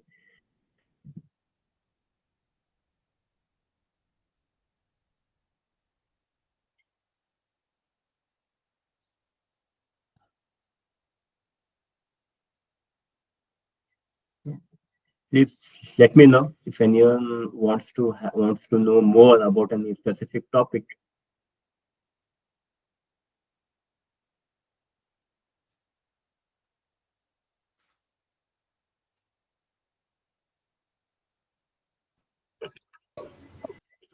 Umair bhai, not relevant to this means expenses, but I have doubt which I Yes. want to ask start at the beginning of the season.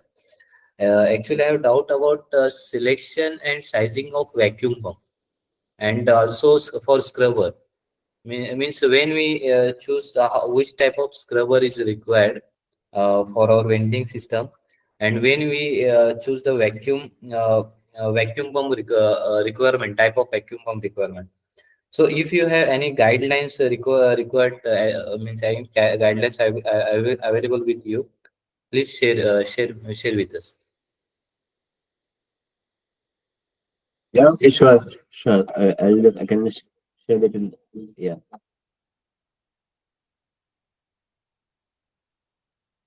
Yeah, that I can share it inshallah after this workshop. And since you asked about the scrubber, there are few conditions or there are few criteria based on which scrubber will be selected. Like, will it be just a scrubber or will it be entire say a separator? Depending on how much is the quantity of gas, how much is quantity of oil, how much is the quantity of liquid. Accordingly, size of the scrubber will vary. Say if there is very less oil for a fixed quantity of gas, we may not need so many internals of the scrubber vessel. Just a basic vessel with few internals might be fine, might be sufficient. Or if we have very less plot space, especially in offshore applications, we choose vertical type. If the quantity of liquid is very less or if plot size is very less, we use vertical. Or if the quantity of liquid is very high, gas is less, we use horizontal. Those are some basic selection key items. But yeah, besides that, there can be many more. So I'll share it later. So now let us go to our next topic of job hunting.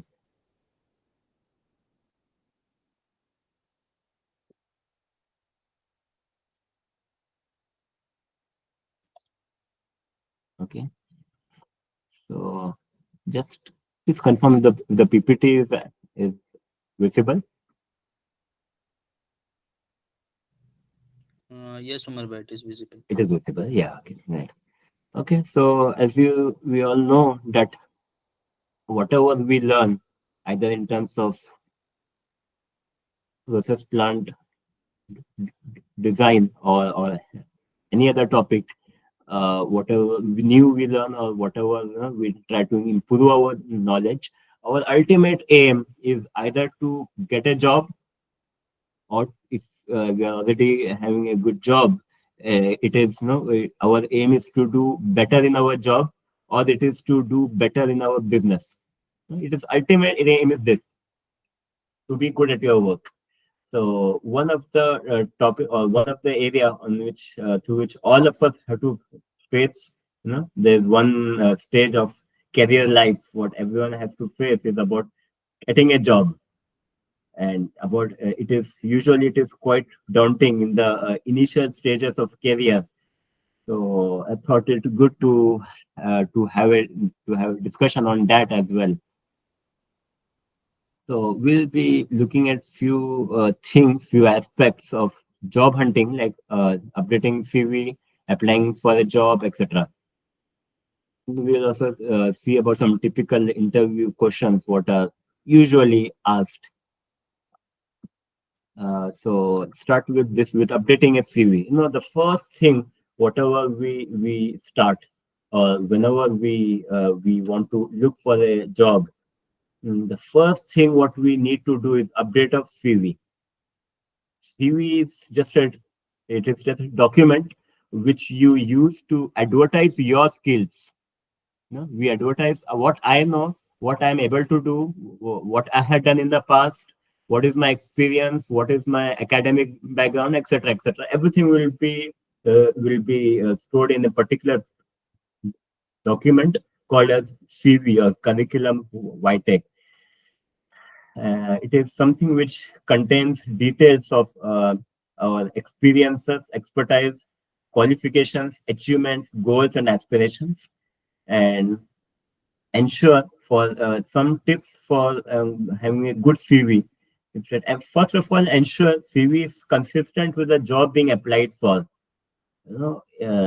If I am applying for a job of process design engineer, I need to ensure that relevant aspects from process design are covered in the CV. And or if at all someone wants to look for a job, say in sales and marketing, or in operations, or in R&D, he needs to ensure that his CV is consistent with the job being applied for. Not like we are applying for a design job and we have everything mentioned about sales and marketing. There is no mention about design. So that will not look good, right? And if required, create separate CVs. Suppose I'm not sure, I'm in the initial stages of my career, suppose, and I'm not sure whether I should go in the design field or whether I should go in sales and marketing field. And I want to try for both. Whichever comes first, Bismillah, I'll start for that. So in these cases, it is advisable to have two separate CVs. One CV for sales and marketing, one CV for design, or whichever field you're interested in. Create separate CVs. Like one CV should concentrate more on that, and the CV should concentrate more on that specific area, so that it looks good to whichever place we apply for. And ensure your key strengths are properly highlighted and showcased. Everyone, including me, you, everyone has few strengths. We have few weaknesses as well. And each of us should try to use our strengths in order to get our dream job. I have, and whatever strengths I have, okay, someone might be very good in writing, someone who might be very good in analytical skills, or within process plant design, someone might be very good in upstream applications in wellhead, oil wells, gas wells. Someone might be good in say downstream applications in refinery, in gas plant. Someone else might be good in something else. So whatever you're good at, or someone who might be very good in speaking, or someone might be very good in facing clients, in facing customers. So whatever are your strengths, first think about it, identify your strengths, and properly ensure that your strengths are properly showcased in your CV. Next tip is use catchy words and sentences. Okay, you need to ensure that you are truthful and honest. Okay, obviously, and by ensuring that, try to use some catchy words. Catchy words means just use some words or some sentences through which the potential employer should have a feeling like, "Wah, kya aadmi hai re?" You know? So try to use some catchy words, and whatever, if you are able to use some catchy words in your CV, ensure that they're shown in bold format, bold or something else, so that it can be easily identified. So one example of catchy word can be, effectively worked on the design or effectively worked in optimizing the design in order to save capital cost of $1 million. One example, I mean, someone can say that, just by looking one sentence, he can be impressed. He can think that this person, I need to call him for the interview. So, yeah. Then ensure consistency in wordings.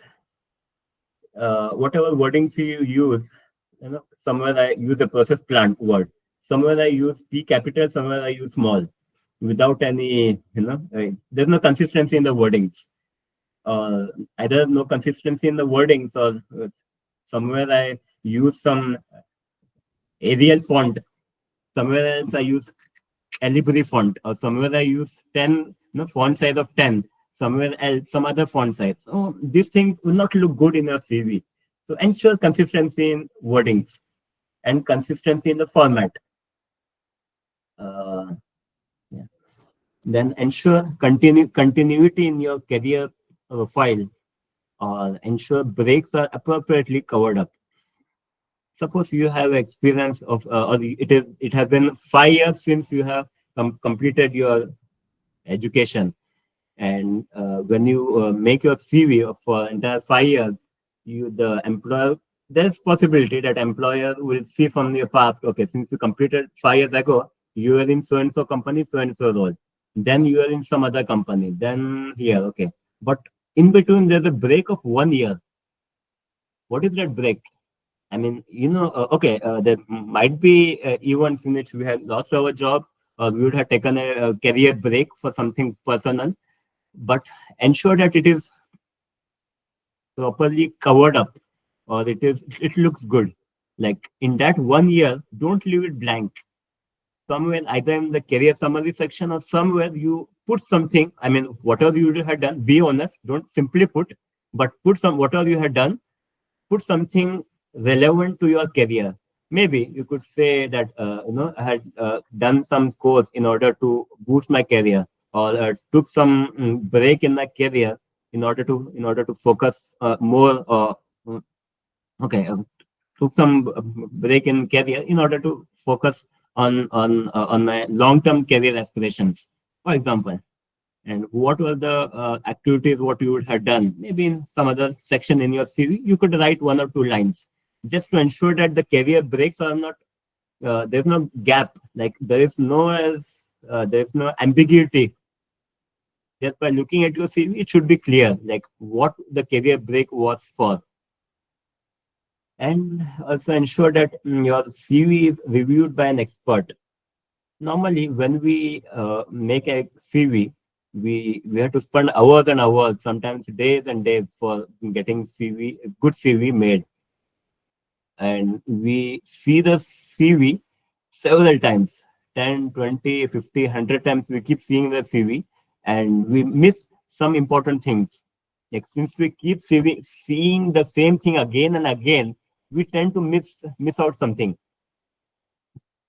So it is always essential that your career breaks are properly covered up, and yeah, it is always ensure. I mean, it is always essential that you get your CV reviewed by an expert.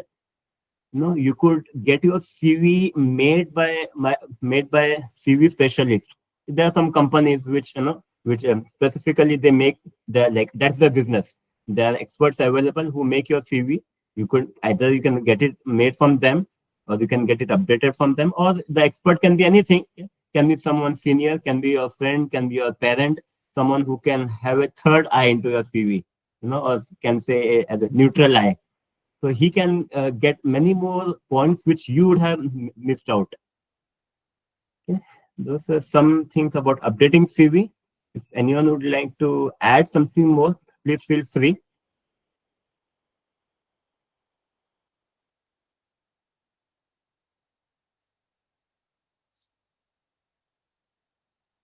Okay.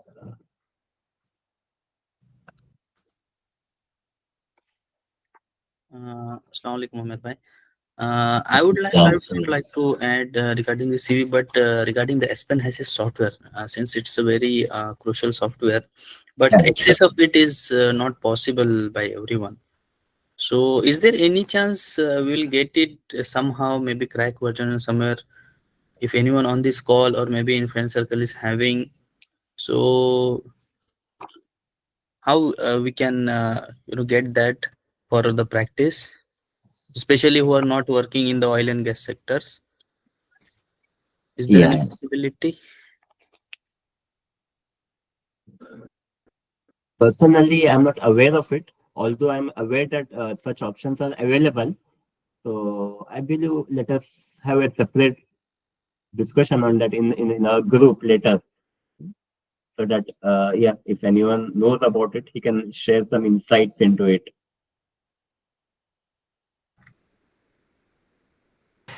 Okay, that's fine. Now, once you have a very good CV made, which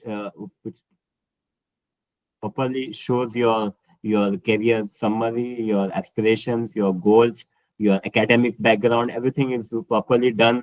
You have a very good CV. So that's not the only thing. Next thing is to apply for a job.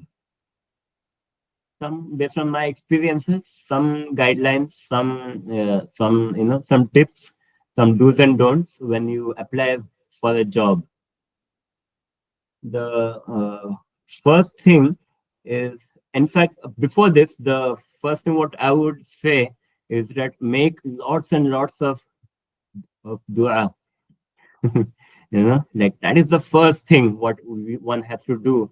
Make lots and lots of dua to Allah subhanahu wa ta'ala, and inshallah Allah will guide us, and Allah will help us in our job hunting. Okay, and now that is on the dua part. Now, along with dua, we are also told to make dawa, and regarding the dawa part, we will be seeing here.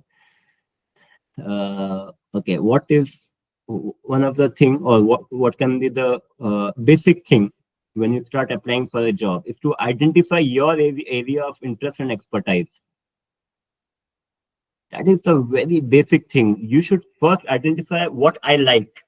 You should identify what I am good at. So that is the basic thing what you need to start.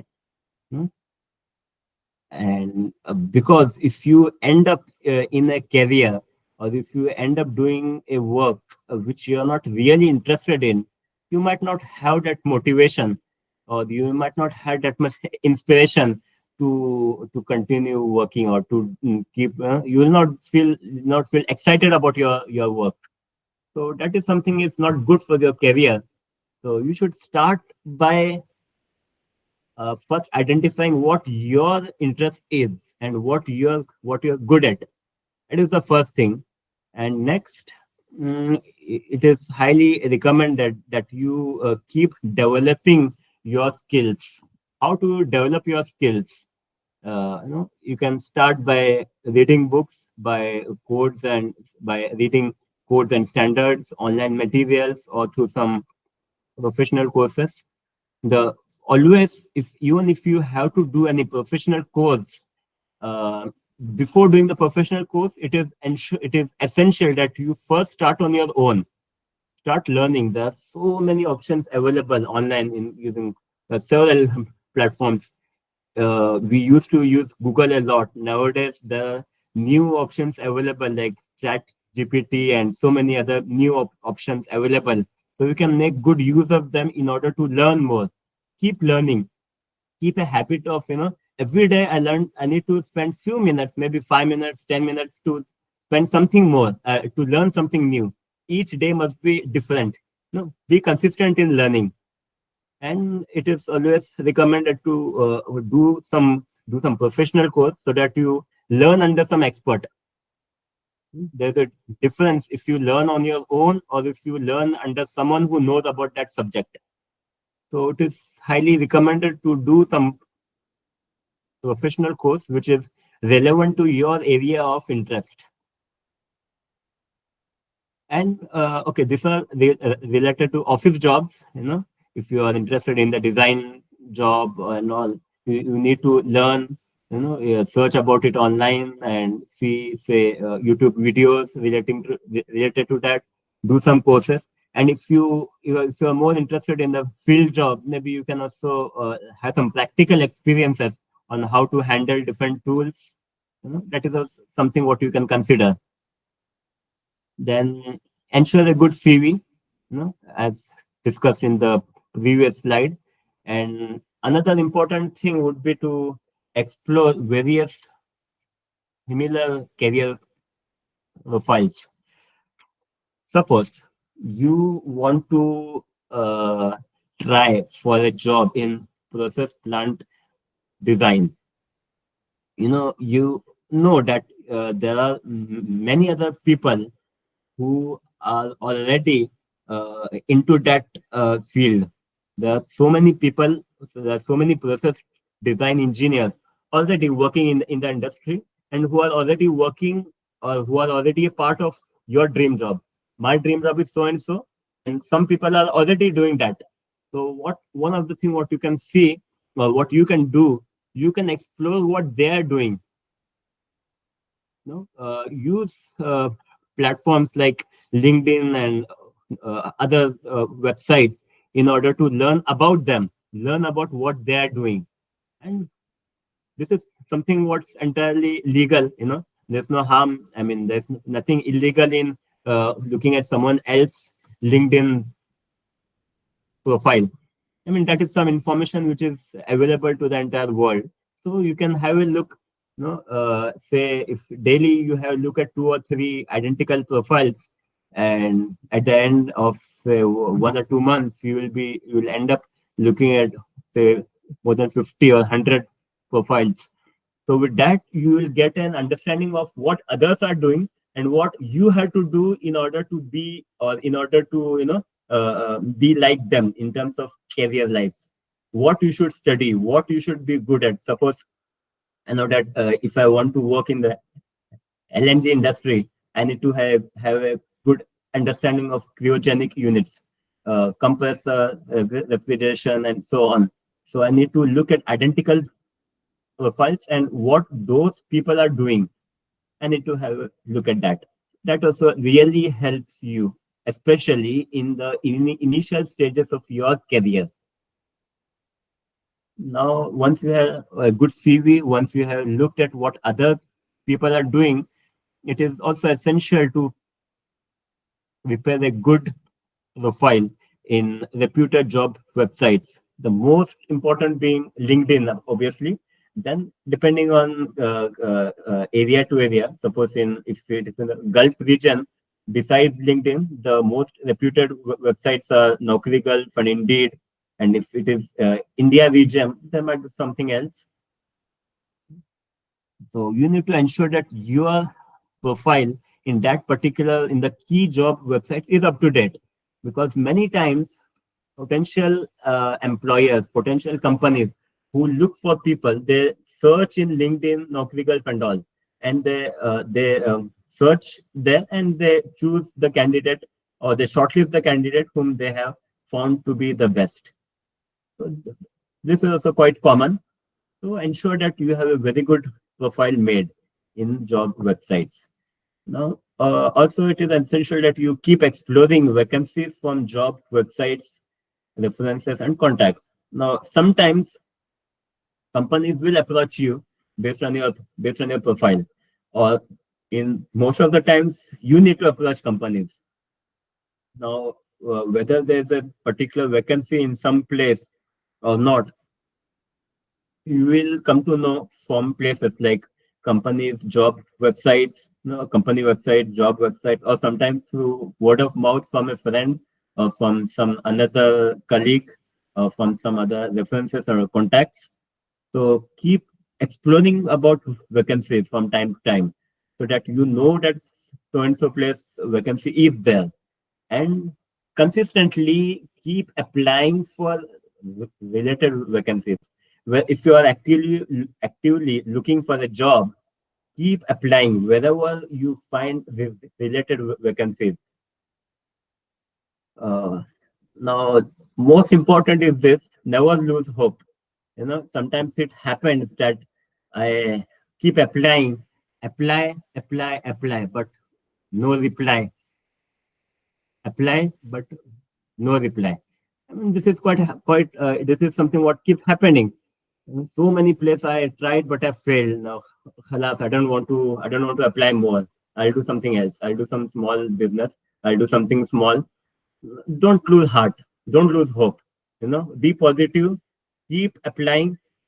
Keep looking at your failure. If you have failed in a particular job application, your application was not selected, or if you gave an interview but you failed, keep thinking on what went wrong or what I should do more. So never lose heart. Keep applying and have this mentality. If I fail 100 times, maybe the 101th application can be for me. Some guidelines into it. Here are some questions, some typical interview questions. What I have made based on my experiences. In my career life, I had given several interviews in the early stages of my career, and what questions were asked when I also got to know from online sources, from LinkedIn and from some of my colleagues, that these are the typical questions what are usually asked, and especially for the process plant design job, if you go, and for the junior engineer especially, I can guarantee, or I can say that at least half of the questions will be around this. Might not be exactly same, but it will revolve around this. And for there are some HR based questions which most of like these are some basic questions which most of the time HRs will ask these questions, or some in the HR round these questions will be asked. And so I had to categorize the questions into two: HR based questions and some technical based questions. So yeah, and because of time constraints, we will not be able to discuss all of them, but we can spend some time in order to discuss these questions, or at least some of these questions. If you could highlight any specific questions which we can discuss more, something I could give an answer and some other senior available in audience could even give a better answer. So we can have a discussion on this. So let me know which question you would like to discuss more on.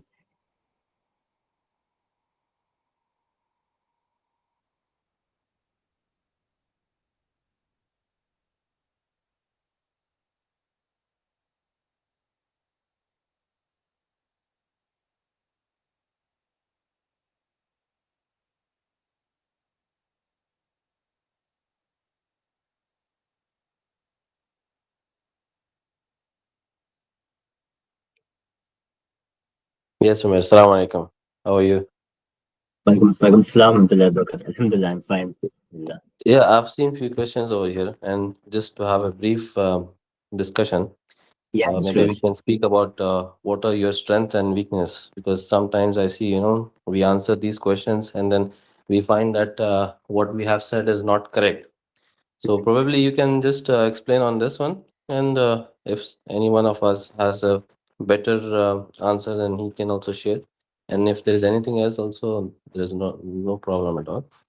But it's I believe if you can just have a look on this. Thank you. Welcome. For the question.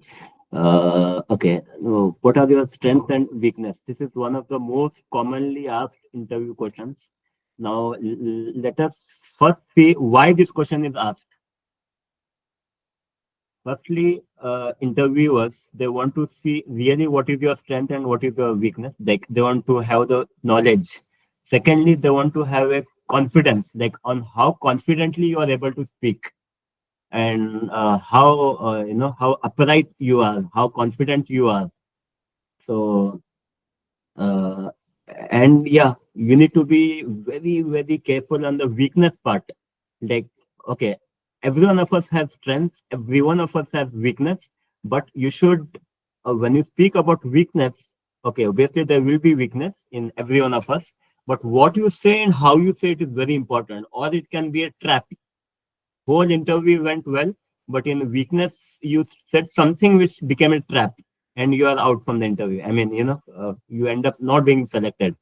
So, okay, based on my experience, something what you could say is that in the strengths, you can tell what is the key things, or what is your key marketing thing, or what is the key thing based on which you can impress the interviewer, or you can impress someone, or you can basically connect your skills, your experience with the role being applied for.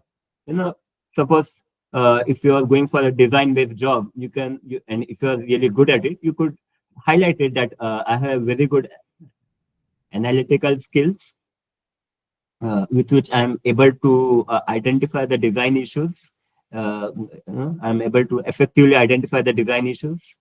Something, and I mean, that's one example. There can be many. And in weakness, okay, you could tell your weakness, and whatever weakness you could, if you say, you should also give some example of how you're working on eliminating that weakness. No, don't just say the weakness. Tell the weakness, and you could say how. I mean, if you feel that the weakness is related to the job, you could tell how you are working on eliminating the weakness.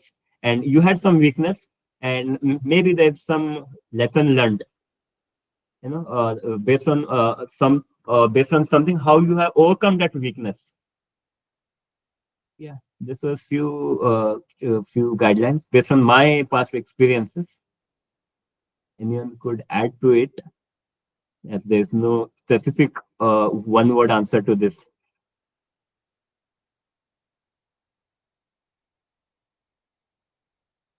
Yeah, Jazakallah khair. Thank you. Perfect.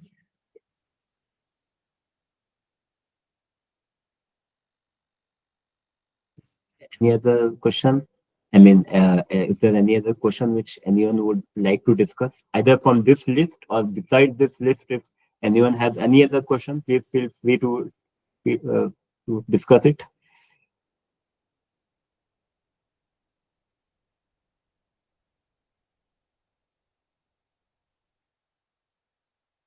Okay, there's one, but okay, although each question is important, but there is one question which is very commonly being asked. And this question is more relevant for the process engineer and for also for mechanical engineers up to certain extent, mechanical and piping engineers.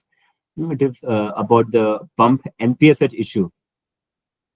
Like this question, let me select one question from my own, and after which, if you want to discuss any other question, we can discuss that as well. Now, describe about pump NPSH issue and explain the potential solutions used to mitigate NPSH issue. This is one thing what sometimes it haunts some of the process engineers during the design and during operation phase as well. Let us try to see, and this question is very commonly being asked. So let us have a quick look through into the NPSH equation, and let us try to understand this answer better. As we had discussed that when those who were there in the last workshop can understand it better, that when water moves into when water moves from the storage tank into the pump, its temperature will be almost constant, and for the constant temperature, pressure will keep reducing from point to point, right? There will be a drop in the pressure. So we can see any liquid will tend to move closer to its boiling point as it moves through a pipe and it goes into a pump.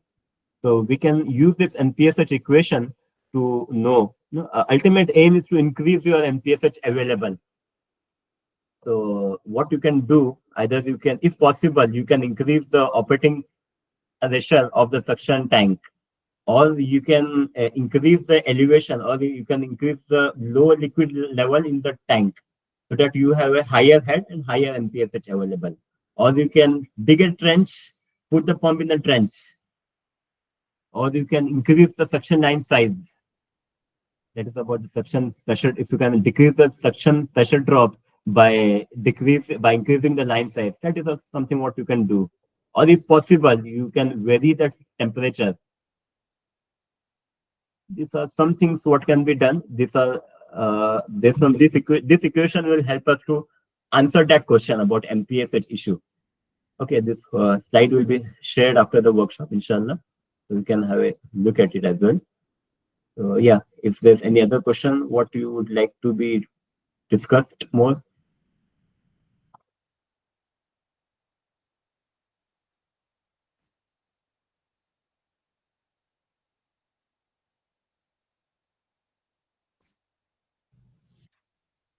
At this particular point, there is no question from my side.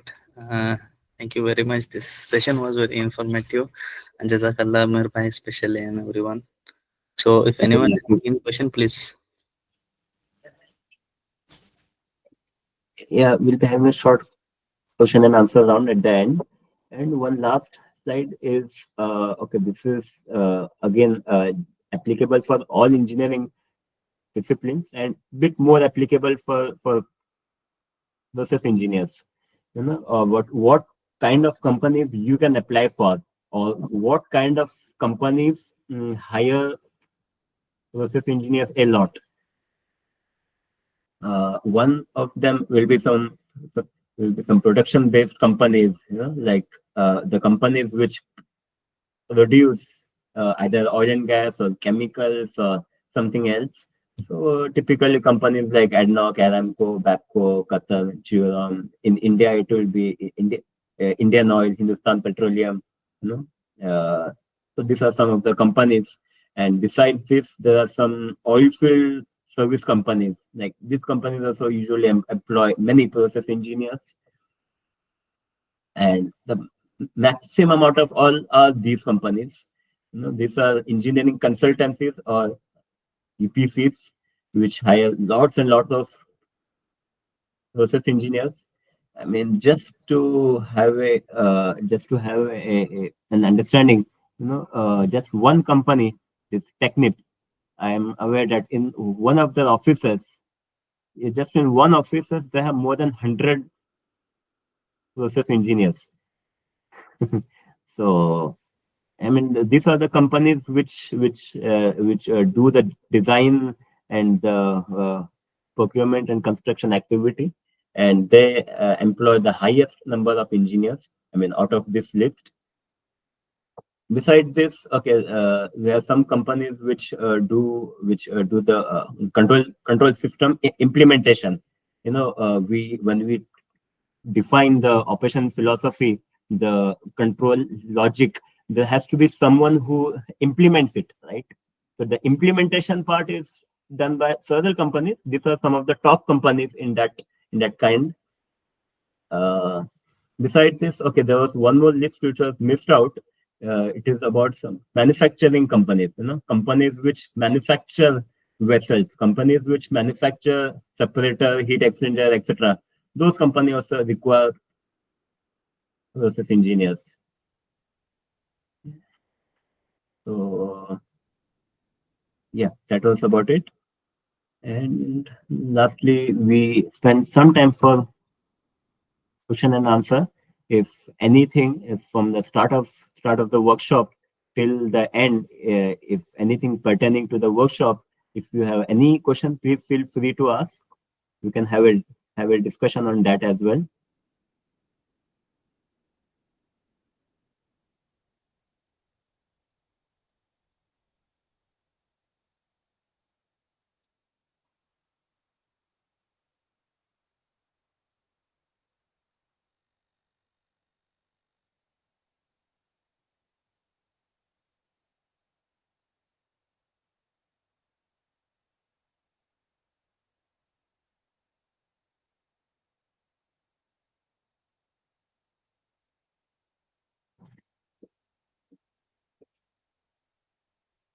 Okay, at any point of time, if anyone from here feels that if you have any question, and the question is not just one to one, maybe the discussion or the answer to that question can benefit many other people, we can always have another round of discussion. We need to answer a few question and answers.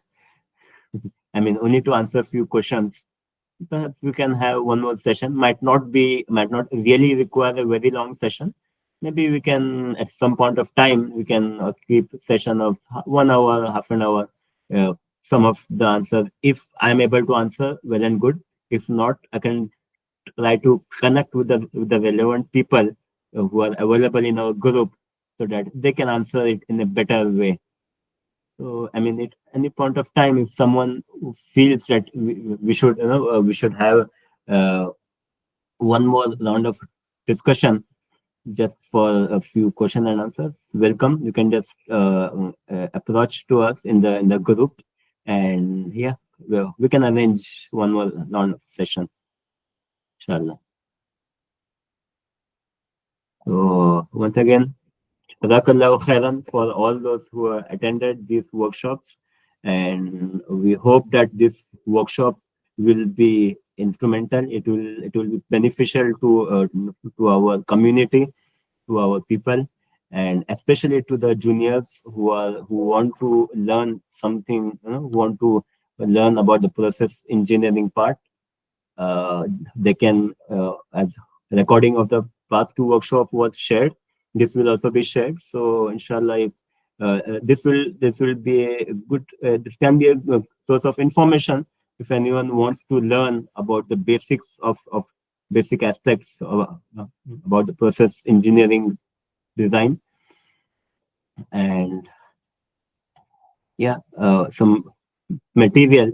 One, I had shared a book which explains about the process plant design concepts. Almost all the key concepts are covered in that book. The book has more than 1,000 pages. So, but it is kind of a library.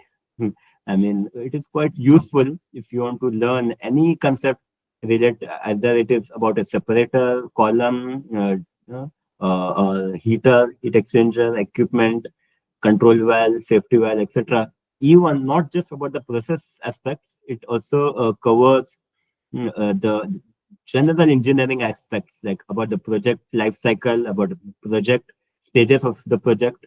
So that can also be, you can make use of that book. And obviously, besides that book, there are several other online sources available which you can make use of.